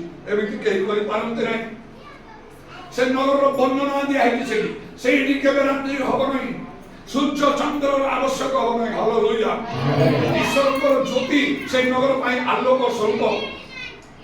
ଆଉ ଗୋଟିଏ ନଦୀ ବହୁଛି, ସେଟା ଜୀବନ୍ତ ଜଳ ସେଠୁ ବହୁଛି। ତାର ଦୁଇ ପାର୍ଶ୍ୱରେ ଆଉ 12 ମାସରେ 12 ଥର ଫଳ ଫଳୁଥିବା ଗଛଗୁଡାକ ମଧ୍ୟ ଅଛି। ତାର ପତ୍ର ଜାତି ସମୂହର ଆରୋଗ୍ୟକାରୀ ଇତ୍ୟାଦି ବର୍ଣ୍ଣନା କରାଯାଇଛି ସେ ନଗର ବିଷୟରେ। ଓ ଧନ୍ୟ ଯୋଉ ଲୋକମାନେ ସେ ନଗରରେ ରହିବେ, ଅନନ୍ତ କାଳ ପର୍ଯ୍ୟନ୍ତ, ଚିର କାଳ ପର୍ଯ୍ୟନ୍ତ ରହିବେ। ଅନ୍ୟ ଜାଗତିକ ଲୋକମାନଙ୍କୁ ସେଇ ଭିତରକୁ ଯିବାକୁ ଦିଆଯିବ ନାହିଁ। ତେଣୁ ମୁଁ ମଧ୍ୟ କହିଲି ମୋତେ ସେୟା ଦରକାର। ଆଜି ଅଛି କାଲି ନଥିବା ଆମର ଜୀବନ, ମାତ୍ର ପ୍ରଭୁ ଆମଙ୍କ ନିମନ୍ତେ ନିଜେ ଏପରି ଭାବରେ ସେ ପ୍ରସ୍ତୁତ କରି ରଖିଛନ୍ତି। ତେଣୁ ଯୀଶୁ ଗୋଟେ କଥା କହିଲେ, ଯୋଉ 14 ପର୍ବ 1 ପଦ 2 ପଦରେ କଣ କହିଲେ? ତୁମମାନଙ୍କର ହୃଦୟ ଉଦ୍ବିଗ୍ନ ନ ହଉ, ତୁମେ ଈଶ୍ୱରରେ ବିଶ୍ୱାସ କର, ମୋ ଠାରେ ବିଶ୍ୱାସ କର, ଆଉ ମୋ ପିତାଙ୍କ ଗୃହରେ ଅନେକ ବାସସ୍ଥାନ। ସେ ମଧ୍ୟ ସେ ବାସସ୍ଥାନକୁ ସେ ପ୍ରାସାଦ, ରାଜପ୍ରାସାଦ ବା ଅଟ୍ଟାଳିକା ବୋଲିବା ଇଂଲିଶରେ ଲେଖା ଅଛି ମ୍ୟାନସନ୍ସ। ମ୍ୟାନସନ୍ସ ମାନେ ରାଜପ୍ରାସାଦ, ଅଟ୍ଟାଳିକା। ମୋ ପିତାଙ୍କ ଗୃହରେ ମାନେ ସ୍ୱର୍ଗରେ, ତୃତୀୟ ସ୍ୱର୍ଗରେ এই ପ୍ରକାର ଗୃହ ସବୁ ରହିଛି ଅନେକ। ଆଉ ଯୀଶୁ କହିଲେ ଆସିକି ତୁମମାନଙ୍କୁ ଆସୁଛନ୍ତି ଯୀଶୁ ଏପରି ସ୍ଥାନରେ, ଏପରି ଗୃହରେ ଆମକୁ ରହିବା ପାଇଁ। ଆଉ ପ୍ରଭୁ ସବୁ ପ୍ରସ୍ତୁତ କରିଛନ୍ତି। ତେଣୁ ଲେଖା ହଉଛି ସବୁ ଅବସ୍ଥାରେ ଧନ୍ୟବାଦ ଦିଅ। ଆଉ ସେ ନିଶ୍ଚୟ ଆମର ଶିଷ୍ୟ ଭାଇ ତାଙ୍କର ପରିବାର ପ୍ରଭୁକୁ ଧନ୍ୟବାଦ ଦେବା ଭଲ ଯେ ପ୍ରଭୁ ଆମକୁ ସାହାଯ୍ୟ କରି ଘରଣୀ ବନେଇବା ପାଇଁ। ତାଙ୍କ ଲୋକମାନେ ଆମେ ମଧ୍ୟ ତାଙ୍କ ସହିତ ମିଶିକି ପ୍ରଭୁକୁ ଧନ୍ୟବାଦ ଦଉଛୁ। ଯଦି ଆମମାନଙ୍କର ଗୃହ ନାହିଁ ତାହେଲେ ମନେ ରଖ ଆଉ ଆମମାନଙ୍କ ପାଇଁ ପ୍ରଭୁଙ୍କର ଏକଦମ ମହତ ସଂକଳ୍ପ ଥିବ। ଆମେ ଚିନ୍ତା କରିପାରିବା, ବୁଝିପାରିବା ନାହିଁ। ପ୍ରଭୁ ଈଶ୍ୱର ବାକ୍ୟ ଅଛି ତୁମର ସଂକଳ୍ପ ଠାରୁ ଆମର ସଂକଳ୍ପ ଉଚ୍ଚତର। ଯେପରି ପୃଥିବୀରୁ ଆକାଶ ମଣ୍ଡଳ ଉଚ୍ଚତର। ଯଦି ପ୍ରଭୁଙ୍କର ଇଚ୍ଛା ଥିବ ପ୍ରଭୁଙ୍କର ସମୟରେ ପ୍ରଭୁ ଆପଣମାନଙ୍କୁ ବା ମୋତେ ଗୃହ ଦେବେ, ଜମି ଦେବେ, ଆଉ ଯାହା ଆମଙ୍କର ଆବଶ୍ୟକ ଜଗତରେ ସେମାନଙ୍କୁ ଦେଇପାରିବେ। ଲେଖା ଅଛି ତମର ମାଗିବା ଠାରୁ ଭାବିବା ଠାରୁ ଅତ୍ୟଧିକ ଭାବରେ ତମକୁ ଦେବେ। ଅବ୍ରାହମଙ୍କର ସନ୍ତାନ ନଥିଲା, ମାତ୍ର 100 ବର୍ଷ ବେଳକୁ ପ୍ରଭୁ ତାଙ୍କୁ ସନ୍ତାନ ଦେଲେ। ଆକାଶ ତାରା ସମୁଦ୍ର ବାଲି ପରି ତାଙ୍କର ବଂଶ ବୃଦ୍ଧି କଲେ। ତିନିଟା କଥା ମନେ ରଖିବ। ପ୍ରଭୁ କେତେବେଳେ ସେ ଏପରି ଗୃହ ସେ ଦିଅନ୍ତି। ଯାହା ଆମେ ପଢିଲୁ ପ୍ରଥମ ଆଉ ରାଜାବଳୀ 11 ପର୍ବର 38 ପଦ ଏବଂ ପ୍ରଥମ ସାମୁଏଲ 2 ପର୍ବର 35 ପଦରେ କେତେଟା କଥା ଲେଖା ହେଇଛି। ଗୋଟିଏ 11 ପର୍ବ ଆଉ ପ୍ରଥମ ରାଜାବଳୀ 11 ପର୍ବ 38 ପଦରେ କହିଲା ଯଦି ମୁଁ ସରଳ ଭାବରେ କହିବି ଆମର ବାକ୍ୟ ମାନିବ, ଆଜ୍ଞା ମାନିବ, ତାହେଲେ ତୁମ ପାଇଁ ନିଶ୍ଚୟ ଗୃହ ଆମେ ଦେବା। ପ୍ରଭୁ ଦେବେ ଆମଙ୍କର ଯାହା ଆବଶ୍ୟକ ଜଗତରେ। ଯଦି ପ୍ରଭୁଙ୍କର ଇଚ୍ଛା ନଥିବ ଏଇଟାକୁ ମନେ ରଖିବ।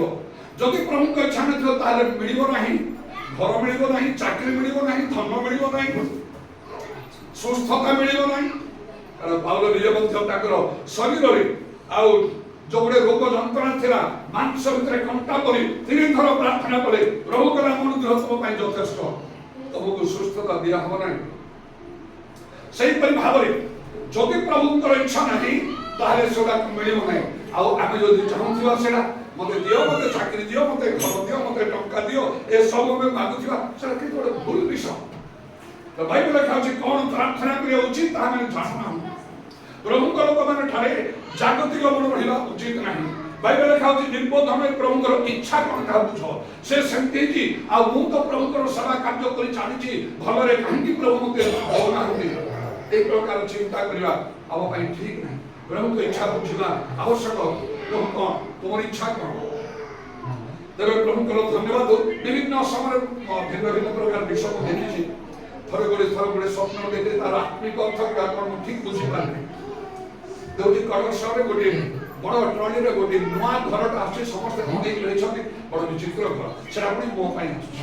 କୁହାଯାଉଛି ତାଙ୍କ ଘରକୁ ଯେତେବେଳେ ତାଙ୍କ ଟ୍ରଲି ଆସୁଛି ନୂଆ।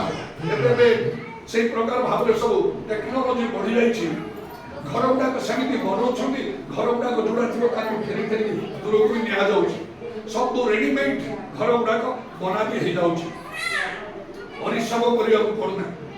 ତେବେ ଯାହା ହଉ ମୁଁ ଭାବିଲି କଣ ଏଇଟା ଜାଗତିକ ବିଷୟରେ ନା ଆତ୍ମିକ ବିଷୟରେ ପ୍ରଭୁଙ୍କ ହାତରେ ମୁଁ ଛାଡ଼ି ଦେଇଛି। ଯାହା ପ୍ରଭୁଙ୍କର ଇଚ୍ଛା ଥିବ ପ୍ରଭୁ ତଦନୁସାରେ କାର୍ଯ୍ୟ କରିବେ। କାରଣ ବେଳେବେଳେ ସମସ୍ତଙ୍କ ମନରେ ଅଧିକାଂଶ ଲୋକଙ୍କର ଚିନ୍ତାଧାରା ଇଚ୍ଛା ଘର ହେଲେ ଭଲ। ସହରରେ ତ ଖାଲି ଘର ପରେ ଘର ତିଆରି କରି ଚାଲିଛନ୍ତି। ସେଟା ଗୋଟେ ଭଲ ବ୍ୟବସାୟ, ବହୁତ ଭଡ଼ା ଦେଇକି ବହୁତ ଟଙ୍କା ପାଆନ୍ତି। ସେମାନେ ଜଗତରେ ଧନୀ ଲୋକ, ସମ୍ମାନୀୟ ଲୋକ ମାନନ୍ତି, ଆଉ এই ପ୍ରକାର ଭାବରେ ରହନ୍ତି। ମାତ୍ର ବାଇବେଲ କଣ କହୁଛି? ଯେଶାୟାଙ୍କ ପୁସ୍ତକରେ ଗୋଟିଏ ସ୍ଥାନରେ ଲେଖା ହେଇଛି ଘରକୁ ଘର ଲଗଉଛ ଯେ ତୁମ୍ଭେମାନେ ସନ୍ତାପର ମାତ୍ର। କେବଳ ଘର ବନେଇବା ଏଇଟା ଆତ୍ମିକ ବିଷୟ ନାହିଁ। निज पे हला ठीक अछि नोहम का समय जीसु को जब नोहम का समय हेता मनुष्य पुत्र का आगमन समय कौन नोहम का समय हेता लोक मान पाप कौन थिला देखिले आउ सेमती जणा पड़िबो न पाप बोली सीधा लेखा अछि लोक माने विवाह देवा विवाह नेवा वृक्ष रोपण गृह निर्माण भोजन पान ए सब रे प्रवृत्त थे घर लगले से डायरेक्ट कौन पाप प्रतिमा पूजा है ना नरत्या है ना कौन घर बने तो रहिबा तो पड़िबो ना से भी आवश्यक भोजन पान न खाइ कि मनुष्य रहिबो कि ए भी दरकार रेखा अछि समाने प्रवृत्त थे माने क्षेत्र माटी जाई थे समाने प्रभु को सेवा की कार्य करनो थे से एगुडा के समाने को चिंता लक्ष्य सब थिला जेतले शिक्षा को प्रभु जी सुनाइले मोर अनुगमन करो ताको सब छाड़ी आसवा एमा जदी कोन जाई ना मोर घर अछि मोर तयारी करो तुम जदी आसी न थाते तारे केमति होता प्रभुर कार्य कहा पई तो लिखा अछि प्रभुकर इच्छा कोन ताहा बुझो प्रभु आमान को जीवन रे कोन चाहू छथि सेटा आमान को जानिया बुझिबा को तो सेही समय लोक माने ए सब से गृह निर्माण सब रे प्रकृत थे जल प्रलय आसी समस्त को भसाई के नहीं गला सीधा सड़क पाप जणा पड़ने वृक्षरोपण गृह निर्माण भोजन पान विवाह देवाना सेटा भी आवश्यक कोटा पाप हला जो गोटे शब्द लेखा अछि से माने प्रकृत थे माने माटी जाइते केवल दिन राति से कार्य रे ईश्वर को चिंता करनथिले तांको भय करनथिले तांकर सेवा करनथिले जहाँ मनुष्यर करबा प्रथम कर्तव्य प्रथमे तांको राज्य धार्मिक अन्वेषण कर कारण ईश्वर आमन को धूली से आमन को गढ़ी छथि आपन सदृश प्रतिमूर्ति एवं आमन को उद्धार करिया पाई नरक को उद्धार करी अनंत जीवन देवा पाई स्वर्ग को नेवा पाई से जो उठी अछथि सेही आमन रक्षा पाई निजर पुत्र हमको पठेबे आउ तांको प्राण दान द्वारा आमन को पाई मुक्ति साधन करछ जदि तांको हम चिंता करियो से सूर्य उदय करुछंती दृष्टि दउछंती आमन को आवश्यकता सब पूर्ण करछंती मात्र मनुष्य तांको चिंता करियो आज से परि अवस्था जगत तेणु परमेश्वर से जोड़ प्रलय करी आउ सब विनाश करदन देवे प्रभु को धन्यवाद हो एडा मान चिंता रे सब अवस्था रे धन्यवाद आमे जो अवस्था रे अछु भलरे थिले सुखरे थिले धन्यवाद दुखरे थिले मध्य धन्यवाद जहां आउ आमन को अछि सेतरे संतुष्ट आमन को हिला कहो जे तो आमन ठारो आउरी लोक माने दीन दरिद्र गरीब अवस्था अछि साइडा को देखे छोटा छोटा अनेक घरडा अछि हतो ता खानु आउरी तल स्तर रे शहर रे लोक माने अछि केमिति अछन आउ थरे जेतरे मो मन रे हला आउ केमिति कटक जाय किछि दिन पर किछि वर्ष पर ओले मन को आसीना मन के कष्ट हला प्रभु को मन मन अभिमान करी मुसे आउ पर महानदी रो रिंग रोड रे आउ उपरा प्राय 4टा 5टा बरतो जाय के मस्तिर के पवन खाली हो गाड़ी बड़ अनेक जाउची मन को भाबिली मो सकल को साइकिल चलाउची ओले गिजर मते दिया था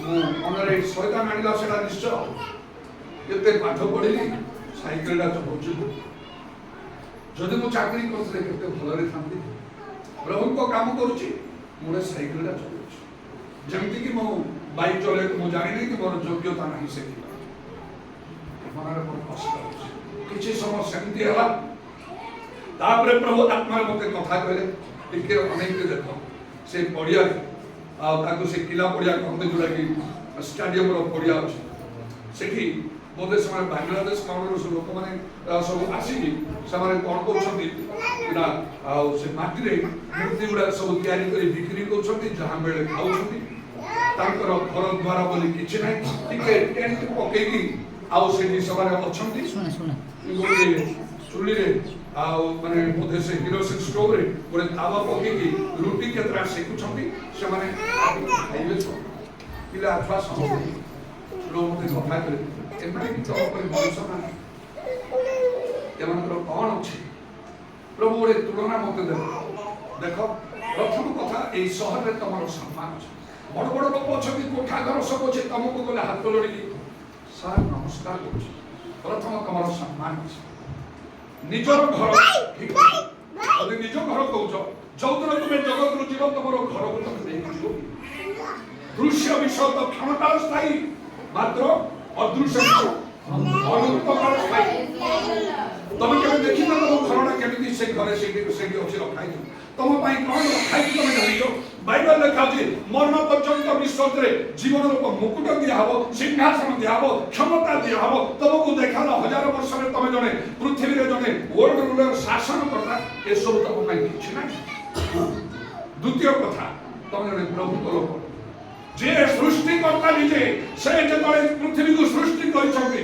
ସେ କହୁଛନ୍ତି ଆମ୍ଭେ ପୃଥିବୀର ଭିତ୍ତିମୂଳ ସ୍ଥାପନ କରିଛୁ ହାଲେଲୁୟା ସେ ଆଉ ସେ ଜଳ ଉପରେ ପାଣି ଉପରେ ତାକୁ ସେ ରଖିଛନ୍ତି ଏବଂ ସମସ୍ତ ଆକାଶ ମଣ୍ଡଳର ବାହିନୀ ସମ ଆମ ନିଶ୍ୱାସରେ ତିଆରି ମାତ୍ର ଯେତେବେଳେ ସେ ଜଗତକୁ ଆସିଲେ ସେ କ'ଣ କହିଲେ ନା आकाश पक्षर बसा अच्छी कोकी सियार खात अच्छी मनुष्य पुत्रंकर मुंड गुंजिया पे जगह नहीं हालेलुया तांकर मन केबे कष्ट थिला कि से जदि कहथांते नूतन जेरूशलेम खसी आस करे आस्थांता सृष्टि करता बाइबल खाते जी सृष्टिकर जेमिति मन थिला तुमर शांति मन हो देखो तम मन में कष्ट आसुची तमरे गुरे बाइक नहीं तथापि फोन गुड़ा करे तू तो रोसी लाइट आने वाला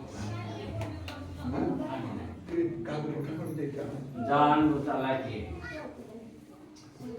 आओ देखला हम बड़ला करने तनो प्रभु मो संगे एपरि भाबरे कथा कहे तनो निजर होत तमर नाही गोटे घर भड़ा घर तमर होत सत कथा किंतु कटक रे अधिक लोक अछंदी सेटिकार कटक रो ओरिजिनल लोक मान अछंदी आउ मु जेमिति घरटार अछि अनेक से प्रकार घरे नाही निजर भीतर को निजर भीतर कोन आउ केमिति भाबरे आउ से तमे ताको एन्जॉय करिवो जोडा भड़ा घर रे तमर एन्जॉय करे कोन फरक कोन रहला निज घर रे भलो खाइबो भड़ा घर रे भलो खाइबो नि तम पाखे जे पैसा अछि निज घर थिले भलो खाइ परियो भड़ा घर थिले भलो खाइ परियो पैसा जदि नाही निज घर रे मते तम भलो खाइ परियो बहुत फैसिलिटी मिलिबो नै तमको भड़ा घर अच्छो कौ विषय तुम उना अच्छी वर्तमान टू व्हीलर अच्छी भल रूपे केतरा तुम पाखे अच्छी घर अनेक फैसिलिटी सब अच्छी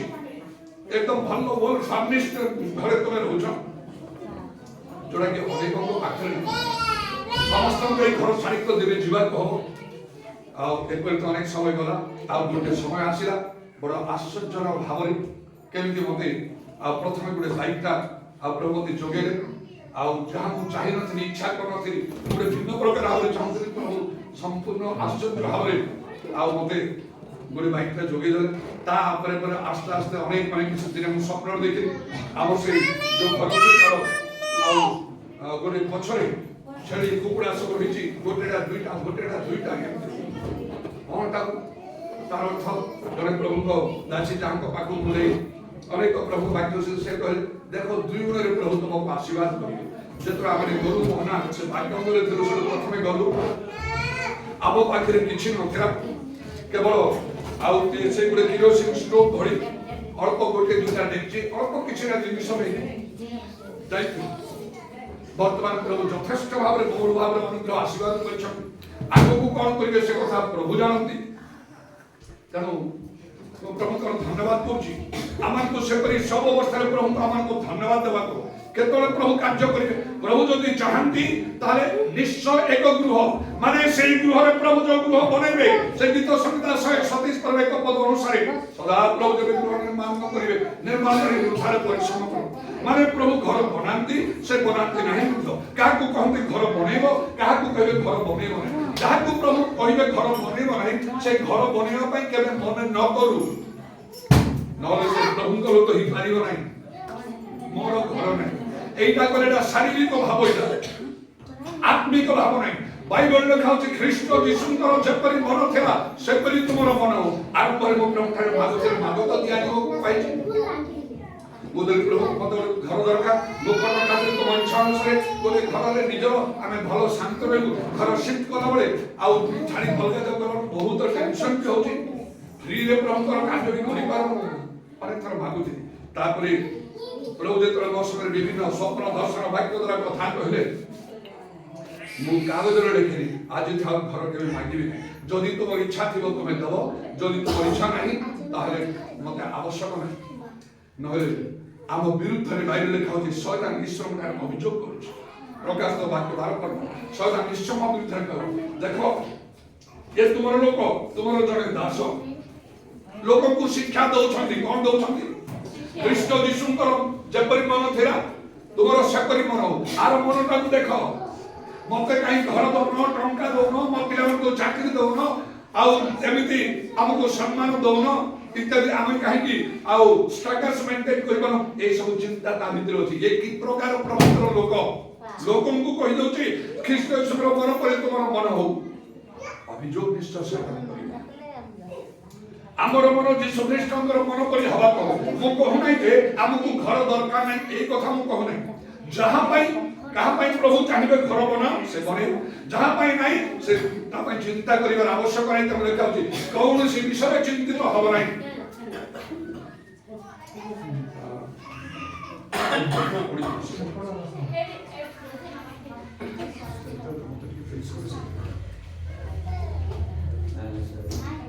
हाँ सेमती था ठीक ଲାଗୁଛି? हाँ ଠିକ ଲାଗୁଛି? हाँ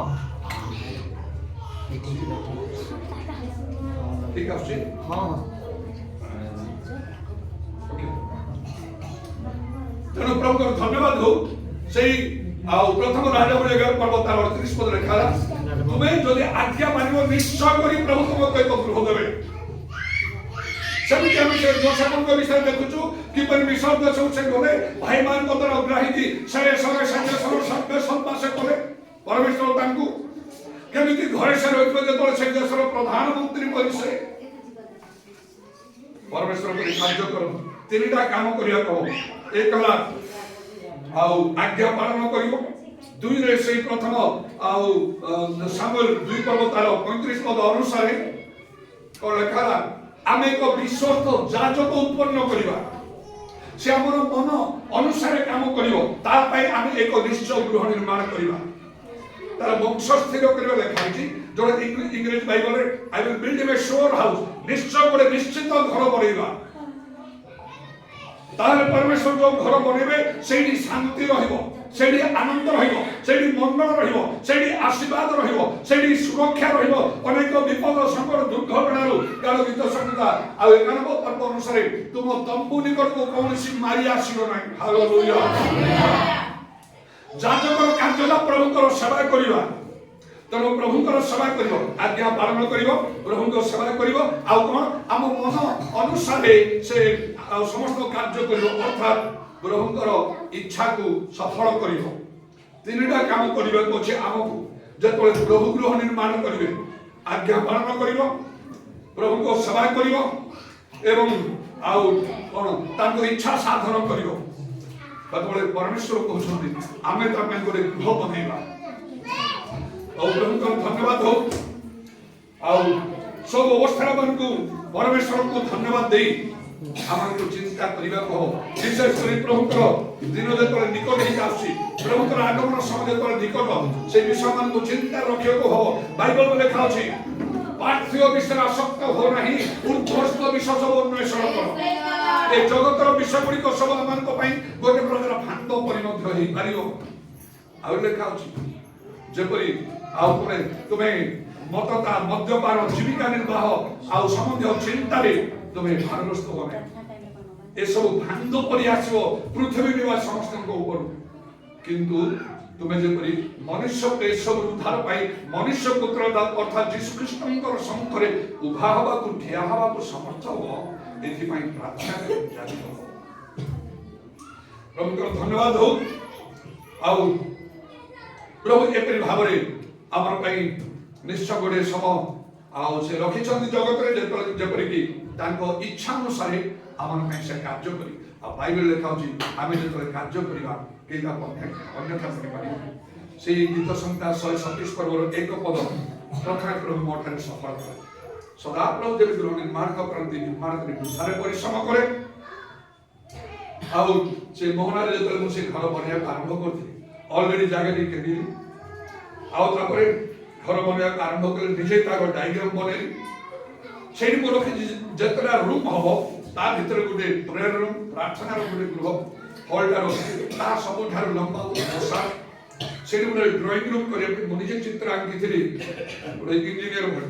এইটা ড্রয়িং রুম মানে যে বাহার লোকମାନେ ଆସିବେ ସେମାନଙ୍କ ସହିତ ସାକ୍ଷାତ କରିବା। ତାପରେ ପରେ ଏଇଟା ହଉଛି ପ୍ରେୟର ରୁମ୍। ତାର ସବୁ ରୁମ୍ ଠାରୁ ତାର ଲମ୍ବା ଚଢ଼ା ଅଧିକ ଥିଲା। ଆଉ ତାପରେ ଏଇଟା ହଉଛି ଗୋଟେ ଷ୍ଟୋର ରୁମ୍, ଆଉ ଗୋଟେ କିଚେନ୍ ରନ୍ଧାଘର ପାଇଁ, ଆଉ ଗୋଟେ ନା ଦୁଇଟା ବେଡରୁମ୍, ଏମିତି କରି ସବୁ ନିଜେ କରି ଅଲରେଡି ସେଇ ଅନୁସାରେ ଫାଉଣ୍ଡେସନ ହେଇଗଲା। ମନରେ ସେ ଆମର ପୁଅ ଆଉ ସେ ସିଂହ କହିଲି ତାକୁ ସେ ଦାୟିତ୍ୱ ଦେଲି। କାମ ଆରମ୍ଭ ବହୁତ ବଡ଼ କରିକି ଆଉ ସେ ଫାଉଣ୍ଡେସନ କରା। ତାପରେ ଭଲ ରୂପେ ଫାଉଣ୍ଡେସନ ହେଇଗଲା। ଅର୍ଡର ଦେଇଦେଲେ ଇଟା ପାଇଁ। ଇଟା ମଧ୍ୟ ପଡ଼ିକି ଆସିକି ରଖା ହେଲା। ତାର ଫଟୋଟା ବ୍ଲାକ୍ ଆଣ୍ଡ ହ୍ୱାଇଟ୍ର ସେତେବେଳେ ପ୍ରାୟ କଲର ଫଟୋ ନଥିଲା। ବ୍ଲାକ୍ ଆଣ୍ଡ ହ୍ୱାଇଟ୍ର ଫଟୋ ଅଛି। ମୁଁ ମୋ ସ୍ତ୍ରୀ ମୋ ପିଲାମାନେ ଏକଦମ ଛୋଟ ଛୋଟ ହେଇକି ଥିଲେ। ସେ ସଗଳର ଲୋକମାନେ ପଥର ଆଣୁଛନ୍ତି, ଇଟା ଆଣୁଛନ୍ତି, ସେ ଘର ବନାଉଛି। ବଡ଼ ଖୁସିରେ ବନଉଛୁ ଘରଟା ନିଜର ହେଇକି ରହିଥାନ୍ତା ଏତେବେଳକୁ। କିନ୍ତୁ ସେଇ ସମୟରେ ଏପରି ଭାବରେ ପ୍ରଭୁ କଥା କହିଲେ ଆଉ ମତେ ବାଧ୍ୟ ହେଇକି ସବୁ ଯାକ ତ୍ୟାଗ କରି ମତେ ଯିବାକୁ ହେଲା। ତେଣୁ ଆସ୍ତେ ଆସ୍ତେ ପ୍ରଭୁ ମୋ ସହିତ କଥା କହିଲେ, ଦେଖ ତମେ କଣ ଚାହୁଁଛ? ଜଗତର ଧନ ସମ୍ମାନ ଗୌରବ ଇତ୍ୟାଦି ସେଇ ପ୍ରକାର ଭାବରେ ଜଣେ ଗୋଟେ ପ୍ରତିଷ୍ଠିତ ସମ୍ମାନୀୟ ଲୋକ ହବା ପାଇଁ ଚାହୁଁଛ, ନା ଜଣେ ସଚ୍ଚା ପ୍ରଭୁଙ୍କ ଲୋକ ହବାକୁ ଚାହୁଁଛ? ସଚ୍ଚା ପ୍ରଭୁଙ୍କ ଲୋକମାନେ ଆଉ ପିତର ପାଉଲ ଏଲିୟ ଏଲିସା ମତେ ସେଇ ପିତରଙ୍କ ପରି ପାଉଲଙ୍କ ପରି ଏଲିୟଙ୍କ ପରି ଏଲିସାଙ୍କ ପରି ହବାକୁ। ଆଉ ଏଠି ଗୋଟେ ସମ୍ମାନୀୟ ଲୋକ କେତେ ଦିନ? ଗୋଟେ ଦିନ ମତେ ଜଗତରୁ ଯିବାକୁ ହବ। ଜଣେ ପ୍ରଭୁଙ୍କ ଲୋକ ହେଲେ ତା ପାଇଁ ଯାହା ପ୍ରଭୁ କରିବେ ସେଟା ଚିରକାଳ ପାଇଁ ଅନନ୍ତ କାଳ ପର୍ଯ୍ୟନ୍ତ ସେଟା ହବ। ମତେ ସେଇଟା ଦରକାର। ଆଚ୍ଛା, ତାହେଲେ ତୁମକୁ ସେ ପିତର ପାଉଲ ଏଲିୟ ଏଲିସାଙ୍କ ପରି ହବାକୁ ହବ। ଏଲିସା ଯାଇକି ଏଲିୟ ଯାଇକି ସେମାନେ ପାହାଡ଼ରେ ରହୁଥିଲେ, ସେଠି ପ୍ରାର୍ଥନା କରି ସମର୍ପଣ କରୁଥିଲେ। ଅବ୍ରାହମ ତାଙ୍କର ଜ୍ଞାତି କୁଟୁମ୍ବ ଦେଶ ସବୁ ତ୍ୟାଗ କରି ବହୁ ତାଙ୍କର ସମ୍ପତ୍ତି ହେଲେ ମଧ୍ୟ ଭଲ କୋଠା ଘର ବନେଇଲେ। କାହିଁକି? ଯୋଉଠି କହୁଥିଲେ ପରମେଶ୍ୱର ସେଇ ଜାଗାକୁ ଶିଫ୍ଟ ଗୋଟେ ତମ୍ବୁ ବନେଇକି ରହୁଥିଲେ। ତେଣୁକରି ସେ ଜୀବନ ପୁସ୍ତକ ଲେଖା ହେଲା, ତୁମେ ଗୃହ ନିର୍ମାଣ କରିବ ନାହିଁ, ଆଉ ତୁମେ ଯାବଜୀବନ ତମ୍ବୁରେ ବାସ କରିବ, ତାହେଲେ ତୁମେ ଦୀର୍ଘାବ ଇତ୍ୟାଦି ଅନେକ ବିଷୟ। ତେଣୁ ମୁଁ ଦେଖିଲି, ମୁଁ ଚିନ୍ତା କରି ଆଉ ନିଜର ଘର ନାହିଁ, ମାତ୍ର ଭିନ୍ନ ଭିନ୍ନ ଜାଗାରେ କିଛି କୋଉଠି ଗୋଟେ ସ୍ଥାନରେ ଥିଲୁ। ସେଟା ପୁରା ବଡ ଗୋଟେ ଆଉ ଟାଇଲ ଘର, କିନ୍ତୁ ସବୁ ବାଙ୍ଗଲୋର ପରି ପ୍ରଥମ ଥିଲା। ସେ ଯୋଉ ମୋହନାର ପଛ ନଦୀର ଆଉ ସେ ଯୋଉ ବାଙ୍ଗଲୋର ଅଛି, ସେଠି ଗୋଟେ ଘର ଥିଲୁ, ସରୁ ଘର, ଗୋଟିଏ ବଖରା। ଏକା ଥରକେ ଗୋଟେ ବାଙ୍ଗଲୋରରେ ରହିଲୁ। ଘରରେ 15 ବର୍ଷ ସେଠି ରହିଲୁ। ଆଉ କେତେ କେତେ ସମସ୍ୟା ଦେଖାଲା। ପ୍ରଭୁ ଚାହିଁଲେ ପ୍ରଭୁ ସେ ରଖିଲେ। ଯେତେବେଳେ ଆମେ ସେଟା ହଠାତ୍ ପରେ ସିଫ୍ଟ କରିବା ପାଇଁ ଚାହିଁଲୁ, ବଡ଼ ବଡ଼ ପ୍ରତିବନ୍ଧକ ଆସିଲା। ତାପରେ ହଠାତ୍ରେ ପ୍ରଭୁ ଭଲ ଗୋଟେ କୋଠା ଘରକୁ ଆମକୁ ଦିଅନ୍ତେ କିଛି ସମୟ ପାଇଁ। ତାପରେ ଆଉ ଗୋଟେ ତାପରେ କୋଠା ଘର ହେଇକି ବର୍ତ୍ତମାନ ଅନେକ ଲୋକମାନେ ଯୋଉମାନେ ଭଲ ଭାବରେ ରହୁଛନ୍ତି କଟକରେ, ସେଇ ପ୍ରକାର ଭାବରେ ଆମେ ଅଛୁ। ଆଉ ପୁରା ଗୋଟେ ୱେଲ୍ ଫର୍ନିଶ୍ଡ ଘର। ଆମେ ସେଟା ଆମ ଭଡ଼ା ଘର ଅଛି। ଆମେ ଦିନେ ସେଠୁ ଯିବୁ, এই জগতর চালু ঘর ছাড়ি ଯୋଉମାନେ ବନେଇଛନ୍ତି ନିଜ ଘର ସେମାନେ ମଧ୍ୟ ଜଗତର ସବୁ ଚାଲିଯିବେ। ଖାଲି ନିଜ ମନକୁ ଟିକେ ବୁଝେଇବା କଥା, କାରଣ ମୋର ଘର ନାହିଁ, ଜଣେ କହୁଛି ମୋ ଘର ଅଛି, ସେଇ ପ୍ରକାର ନାହିଁ। ସବୁ ଅବସ୍ଥାରେ ଆମକୁ ଧନ୍ୟବାଦ ଦେବାକୁ ହବ, ତାହେଲେ ପ୍ରଭୁଙ୍କର ଇଚ୍ଛା ଆମଙ୍କ ଜୀବନରେ ପୂର୍ଣ୍ଣ ହବ। ଦେଖା ହଉଛି ତୁମେ ନିର୍বোଧ ହବ ନାହିଁ, ମାତ୍ର ପ୍ରଭୁଙ୍କର ଇଚ୍ଛା କଣ ତାହା ବୁଝ। ଆଉ ଅତ୍ୟଧିକ ଜାଗତିକ ନାହିଁ ଯଦି ଘର ଆଡକୁ ମାତିଯିବ। ମୁଁ କହିଲି ଦିଶା ପୁସ୍ତକ ଗୋଟେ ଲେଖା ହଉଛି, ଗୃହକୁ ଗୃହ ଲଗାଉଛ ଯେ ତୁମ୍ଭେମାନେ ସନ୍ତାପର ପାତ୍ର, ମାନେ ଦଣ୍ଡ ତୁମ ଉପରକୁ ଆସିବ। ଅବଶ୍ୟ ଗାଁରେ ତ ସେଗୁଡା ଦେଖିବାକୁ ମିଳୁନି। ଘରକୁ ଘର ଗୋଟିଏ ଘର ପାଇବା ତ କଷ୍ଟ, ଘରକୁ ଘରକୁ ଆଣିଛ। ସହରରେ ଧନୀ ଲୋକମାନଙ୍କର ସେ ସମସ୍ତ ବିଷୟ ଯାହାବି ଆମେ ଜାଗତିକ ମନା ନାହିଁ, ଆତ୍ମିକ ମନା ହେବାକୁ ପଡେ। ଅନେକ ବିଷୟରେ ଆମଙ୍କର ମନରେ ଗୋଟେ ଉଣା ବିଷୟ ରହିଛି। ଯଦି ପାଇଲୁ ତ ଖୁସି ନିଶ୍ଚୟ, ଯେମିତି ଆଉ ସେ ଶିଶୁର ଭାଇ ତାଙ୍କ ପରିବାର ଖୁସି, ଆମେ ତାଙ୍କ ଖୁସିରେ ଟିକେ ସାମିଲ ହେଇଛୁ। ପରେ ଆମ ମନକୁ ଆସିବ ଆମର ମୋର କହିଲି ନା ଏତେ କିଛି ପ୍ରାର୍ଥନା କରୁଛି, କାହିଁ ମୋର ତ କିଛି ହେଇନି ନା, ସେଇ ପ୍ରକାର ଚିନ୍ତା। ଯୀଶୁ ଶୀଘ୍ର ଆସୁଛୁ। ହାଲେଲୁୟା। ଯାହାର ଘର ଅଛି ଯାହାର ନାହିଁ, ଯୋଉମାନେ ଖ୍ରୀଷ୍ଟଙ୍କ ଠାରେ ଥାଇ ମରିଛନ୍ତି ପ୍ରଥମେ ସେମାନେ ଉଠିଯିବେ। ଯୋଉମାନେ ବଞ୍ଚି ରହିଛନ୍ତି ସେମାନେ ମଧ୍ୟ ଅଦୃଶ୍ୟ ହେଇଯିବେ। ଏ ଘର ସବୁ ଖାଲି ହେଇଯିବ, ଆମେ ଅଦୃଶ୍ୟ ଚାଲିଯିବା, ତାଙ୍କ ନିକଟରେ ପହଞ୍ଚିବା। ଆଉ କି ପ୍ରକାର ସେଇ ଗୃହ, ସେଇ ନଗର, ସେଇ ବିଷୟରେ ଆମେ ଜାଣୁଛୁ। जो नगर को से स्वयं बने ईश्वर शिल्पी निर्माता स्वयं ईश्वर आउ कोने जीवे जो माने ख्रीष्टन को ठाने थाई अछन ए जगत रे जदि हम पई नथिबो ईश्वर के राज्य रे निश्चय थिबो जो तीनटा कथा मु कहिली गोटे आज्ञा पालन करो आउ गोटे तांकर प्रभु को सेवा करो आउ गोटे प्रभु को इच्छा साधन करो प्रभु को आज्ञा पालन करो प्रभु को सेवा करो प्रभु को इच्छा साधन करो तीनटी विषय एपरि गृह जदि जगत रे न मिलिबो स्वर्ग रे निश्चय मानव पई ईश्वर निर्मित गोटे गृह अछि पाउलो कहले ए पार्थिव तंबुरूप गृह भांगी जीव मात्र ईश्वर कृत अहस्त निर्मित गोटे गृह स्वर्ग अछि तामे जानो हालेलुया ए कॉन्फिडेंस रहिबा को नते जोदिन माने जगत रो चली जीवा तापरे जो माने स्वर्ग रे जाई पहुंची पारिबे नाही पहुंचले तो भलो नाही ताले कोठी जेबे आ अलगा नगर नाही अलगा को प्लैनेट नाही आउ केवल जगत को फेरी आसीबार नाही सेमान को बाध्य होई अग्निम हृदय घर द्वार किछि नाही सेठी धन संपत्ति नाही किछि सेठी खाइबा पीबार किछि नाही सेठी पानी टोपाई पाई केवल छटपट हबो कहबो अनंत काल पर्यंत जुगे जुगे যন্ত্রণার ধুম উঠুথিব ধরে লোক মরিগলা যাইনি সেটি ঘরনা দ্বারনা কোনা কোন তখন লেখা যদি দৃশ্য বিষয় ক্ষণ কল স্থায়ী অদৃশ্য বিষয় অন্তকাল পদে প্রভুଙ୍କର ধন্যবাদ হোক যেপରି লেখা ଅଛି ସାର କଥା ହଉଛି ଏଇଟା ଈଶ୍ୱରଙ୍କୁ ଭୟ କର ତାଙ୍କର ଆଜ୍ଞା ସବୁ ପାଳନ କର ଯଦି ପ୍ରଭୁଙ୍କ ଇଚ୍ଛା ଥିବ ତାହେଲେ ପ୍ରଭୁ ଆମ ପାଇଁ କେବଳ ଘର କଥା ନାହିଁ ଯାହା ଯାହା ଆମେ ଚିନ୍ତା କରୁଛୁ ଆମ ଠାରୁ ଅଧିକ ଭାବରେ ପ୍ରଭୁ ଚିନ୍ତା କରନ୍ତି ବାଇବେଲ ଲେଖା ଅଛି ପ୍ରଥମ ପିତର ଆଉ 5 ପର୍ବ 7 ପଦରେ ସେ ତୁମମାନଙ୍କ ନିମନ୍ତେ ଚିନ୍ତା କରନ୍ତି ହାଲେଲୁୟା ହାଲେଲୁୟା ପ୍ରେଜ ଦ ଲର୍ଡ ଆମେ କଣ ଖାଇବା କଣ ପିଇବା କଣ ପିନ୍ଧିବା କେମିତି ଘରେ ରହିବା ଆମ ପାଇଁ ଚାକିରି ଦରକାର ପୁଅ ଝିଅମାନଙ୍କର ବିବାହ ଦରକାର ଏପରି ଯାହା ଦରକାର ସବୁ ପାଇଁ ଯେପରି ଆମେ ପିତା ମାତା କରନ୍ତି ଈଶ୍ୱର ଆମ ପାଇଁ ଚିନ୍ତା କରନ୍ତି ଲେଖା ସେ ତୁମମାନଙ୍କ ନିମନ୍ତେ ଚିନ୍ତା କରନ୍ତି ତୁମମାନଙ୍କର ସବୁ ଚିନ୍ତାର ଭାର ପକେଇଦେ ତାଙ୍କ ଉପରେ ଯଦି ପ୍ରଭୁ ମତେ ସେ ପିତର ପାଉଲଙ୍କ ସଦୃଶ ଆହ୍ୱାନ କରୁଛନ୍ତି ତୁମର ଗୃହ ତ୍ୟାଗ କର ତାହେଲେ ମତେ ଗୃହ ମିଳିବ କେମିତି सब अवस्था मते धन्यवाद देबाको केते समय छ जगत रे क्षण के दृश्य है के अदृश्य बा बाष्प तो तुम्हे माने ता परे अनंत काल प्रभु रखिछ तबे जगत रे बेसमा में रहिबा नै आउ मोर गोटे जानि छ ए गीतरा मोरते मने पहुंची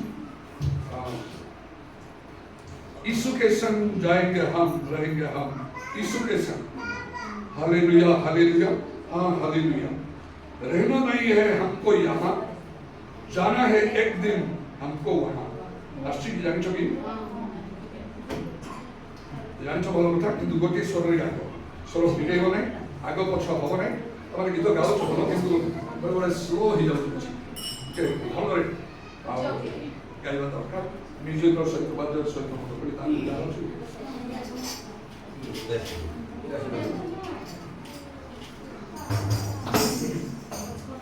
यीशु के संग जाएंगे हम यीशु के संग रहेंगे हम यीशु के संग जाएंगे हम रहेंगे हम यीशु के संग पूजा हालेलुया पूजा हालेलुया रहना नहीं है हमको यहाँ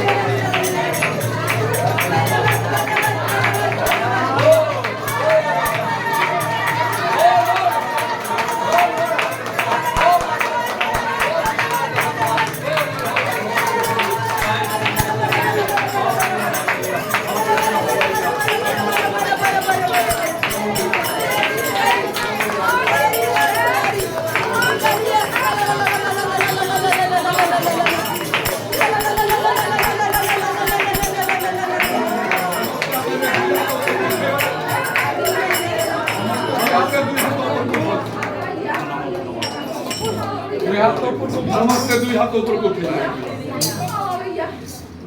यीशु मसीह तेरे जैसा कोई नहीं, तेरे चरणों में झुके आसमां और महिमा गाए जमीन। यीशु मसीह तेरे जैसा कोई नहीं, तेरे चरणों में झुके आसमां और महिमा गाए जमीन। हम गाए तू राजा का तेरा राजा, तेरी महिमा होए सदा। तू हे प्रभु हमारा खुदा, हम गाए तू राजा तेरे राजा, तेरी महिमा होए सदा। तू हे प्रभु हमारा खुदा। अरे पिता तूने हमसे कितना प्यार किया, हमें पापों से छुड़ाने को अपने बेटे का कुर्बान किया। अरे पिता तूने हमसे कितना प्यार किया, हमें पापों से छुड़ाने को अपने बेटे को कुर्बान किया। गाए पूरा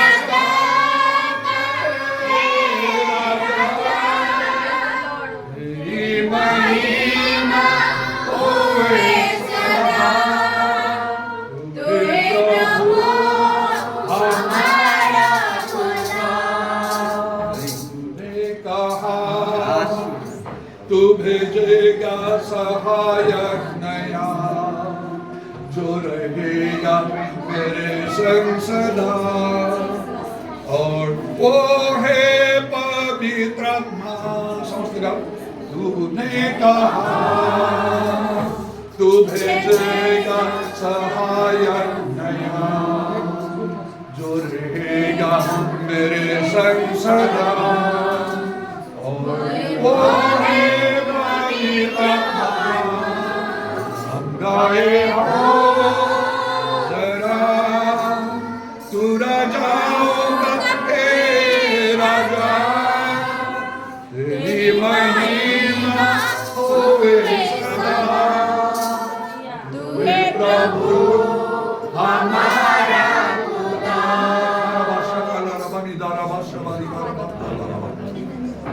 प्रभु तुम नामर धन्यवाद दौचु, धन्यवाद दौचु। Hallelujah, praise the Lord, glory to God. इधर बनी खार वर्ष कलर बन दर बंद दरबा। आज रो प्रभु ए विषय सभा कार्य पाई तुम धन्यवाद दौचु प्रभु। एक भिन्न परिवेश मध्य आज माने अछु प्रभु से शिष्यर भाईक पाई ताको परिवार पाई तुम नाम को धन्यवाद करूछु। समान गोटे सुंदर गृहटी निर्माण करिछंती नवत्र माने कालबंद लरबा। प्रभु तुम समान अनुग्रह करो, आशीर्वाद करो प्रभु यीशु नाम रे, ईश्वर वाक्य रे, प्रभु यीशु पवित्र रक्त रे, पवित्र आत्मा अग्नि रे ए स्थान सूचीकृत आ मुद्रांकित हो। समस्त प्रकार बाधा विघ्न हटि जाओ एक स्थान रु। शत्रु शैतान रो कार्य विनाश हो। पूरा बाबा सकाल बड़ी खानो धार्मिक मान तंबुरे आनंदर ध्वनि थाए। सेमाने प्रभुଙ୍କ ठारे आनंद करंतु, सत्य रे आनंद करंतु, पवित्र आत्माଙ୍କ ठारे आनंद करंतु। हालेलुया। आउ सर्वदा आनंद करंतु, तहेले सेमानकर मंगल हो। कारण तुमे कहै देश भय कर नाही, उल्लसित होई आनंद करो। सदा प्रभु महत् कर्म मान करिवे। आउर मध्य लेखा अछि तुम्हारे दुखित न हो, सदा प्रभु विश्व आनंद मान कर बड़ मध्य सदा प्रभु आनंद करो, तन से तुम मनोवांछा पूर्ण करेंगे। तेणु प्रभु ସେମାନେ ସ୍ୱାମୀ ସ୍ତ୍ରୀ ସେ ଶୀତ ଭାଇ ତାଙ୍କର ସ୍ତ୍ରୀ ତାଙ୍କର ତିନିଟା ପିଲା ସେମାନେ ଆନନ୍ଦ କରନ୍ତୁ ତୁମର ଠାରେ ଆଉ ଏ ସ୍ଥାନ ଉପରେ ମଧ୍ୟ ତୁମର ଗୃହ ପ୍ରତି ତୁମର ଦୃଷ୍ଟି ଥାଉ ସର୍ବଦା ସବୁ ପ୍ରକାର ଅମଙ୍ଗଳ ସଂକଟ ବିପଦରୁ ଉଦ୍ଧାର କରିବା ପାଇଁ ସମସ୍ତେ ଜାଣନ୍ତୁ এই ଗୃହରେ ଗୋଟେ ଭିନ୍ନତା ରହିଛି ଏଠାରେ এই ଗୃହ ଉପରେ ପ୍ରଭୁଙ୍କର ଦୃଷ୍ଟି ରହିଛି ପ୍ରଭୁଙ୍କର ଆଶୀର୍ବାଦ ରହିଛି ଏମାନେ ପ୍ରଭୁଙ୍କର ଲୋକ ବୋଲି ସେମାନେ ଜଣାପଡ଼ନ୍ତୁ ଅନ୍ୟମାନଙ୍କ ନିକଟରେ ସବୁ ଦୁର୍ବଳତାରୁ ସେମାନଙ୍କୁ ତୁମେ ମୁକ୍ତ କର ମାତ୍ର ପ୍ରଭୁ এই ଗୃହ ତ ଦୃଶ୍ୟ ତାହା କ୍ଷଣକାଳ ସ୍ଥାୟୀ ଆଉ ଯାହା ଅଦୃଶ୍ୟ ତାହା ଅନନ୍ତ କାଳ ସ୍ଥାୟୀ ସ୍ୱର୍ଗରେ ଯେପରି ସେମାନଙ୍କ ପାଇଁ ଗୋଟେ ନିଶ୍ଚିତ ଗୃହ ରହିବ ଏ ଚିନ୍ତା ଯେପରି ସେମାନଙ୍କ ମଧ୍ୟରେ ରହିବ କାରଣ ପ୍ରଭୁ ତୁମେ ଶୀଘ୍ର ଆସୁଅଛ এই ଗୃହ ଏବଂ ସର୍ବସ୍ୱ ତ୍ୟାଗ କରି ଆମମାନଙ୍କୁ ଚାଲିଯିବାକୁ ହବ ଆମର ବେଶୀ ସମୟ ରହିବ ନାହିଁ ଏ ସ୍ଥାନରେ ନିରବତ୍ରମଣି ଖାରବା ଆଜି ଯୀଶୁ ଆସିଲେ ଆମମାନଙ୍କୁ ସବୁ ଛାଡ଼ି ଚାଲିଯିବାକୁ ଧନ ଦୌଲତ ସବୁ କିଛି ଗୃହ ସବୁ କିଛି ହାଲେଲୁୟା ପ୍ରେଜ୍ ଦ ଲର୍ଡ प्रभु तुम्हें समाज से हमको परिवार परि कर समुदाय जल जगत जल प्रणर विनाश समय की रक्षा पाइले से प्रभु से जहाज रे से परिहंतु सेमानकर प्रार्थना तुम्हें शुण एवं उत्तर तुम्हें दियो प्रभु आमको प्रत्येक को दया कर आमको प्रत्येक को चिंता करुछ तुम इच्छा है प्रभु एपरि गोटे समय आसो जो समय समस्त कार्य उत्तम रूपे तुम्हें आम कर गृह आउ जहाँ आम आवश्यक एपरी सब किसी विषय कहार प्रभु कौन सी गोटे धर्म नियुक्ति अर्थात चाकरी व्यवसाय कहार प्रभु विवाह कहार संतान कहार कौन सी प्रकार उन्नति सम्मान क्षमता लाभ एपरी जहाँ स्वास्थ्य एपरी समस्त किसी विषय तुम समय तुम्हें आमको दे पार इधर बाणी खार वर्षा काल ए समस्त आम निमंते फांद स्वरूप जेपरी हम ना हालेलुया प्रेज द लॉर्ड तेणु सब अवस्था तुमको धन्यवाद देवाक आमको अनुग्रह कर सर्वदा आनंद करने निरंतर प्रार्थना उपस्थित प्रत्येक को तुम्हें अनुग्रह कर आशीर्वाद कर निश्चय आम मन प्राण तुम आकर्षण कर स्थान में एकत्र हो जीशु नाम तुम्हें दया कर बोतल पानी अभिषिक्त हो आरामदायक आश्चर्यकर्म साधित निमंते शैतान कार्य विनाश करने निमंते शक्ति युक्त प्रभु यीशु नाम प्रभु यीशु को बहुल रक्त वाक्य पवित्र आत्मा शक्ति विश्वास प्रार्थना एवं निषाद सत्य संसार विषय हेतु ज्वाल विनष्ट उदारवाणी खार वर्षा कालावाणी खारवंत से जल को छिंचे घर चारिड़े एक गृह सुचिकृत हो प्रभु ताहा समान विरुद्ध बास उपयोगी हो समस्त अंधकार कार्यकर्ता आपण विनाश हो हालेलुया शुणिल बोली धन्यवाद दूचु उड़ावत्रमणि खार वर्षा काला उपस्थित प्रत्येक को तुम्हें अनुग्रह कर दया कर आशीर्वाद कर आते आमर समय पहुंचो बा तुम आगमन हम प्रभु जो नगर शिल्पी निर्माता स्वयं जार अपेक्षार अब्राहम थे आम जपरी से नगर प्रवेश कर जो नगर भिन्न विशिष्ट आउ जार शिल्पी निर्माता स्वयं आमरी नगर तुम्हें रखी प्रभु आउ ग्राम नहीं एक गुजड़ा ग्राम परिता हम नहीं ताहा गोटे नगर प्रभु हालेलुया ओ जोड़ी सूर्य चंद्र आलोकर प्रयोजन नहीं मृत्यु क्षुधा तृषा मध्य नहीं आमर को से नगर प्रवेश करबा को कौन से असुजी विषय से प्रवेश करि पारिबो नहीं इरवत्रमणि कार वर्षा काला रबा यीशु को नाम रे दया कर प्रशंसा गौरव जुगे जुगे तुमरी हो सुनिलो धन्यवाद देई तुमर कंटा विधा पाद प्रणाम और चुंबन एवं तुम हस्त मैंने समस्त निज निज को समर्पण विशेष कर शिष्य भाई स्त्री तीन पिला समर्पण नित्य जीवित प्रभु यीशु ख्रीष्ट नाम रे प्रार्थना करूँ समस्त दुई हाथ ऊपर उठेगा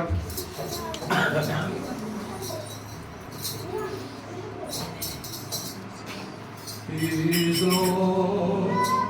He's Lord. He has risen from the dead. He is Lord. Every knee shall bow, every tongue that Jesus Christ is Lord. Say Prabhu.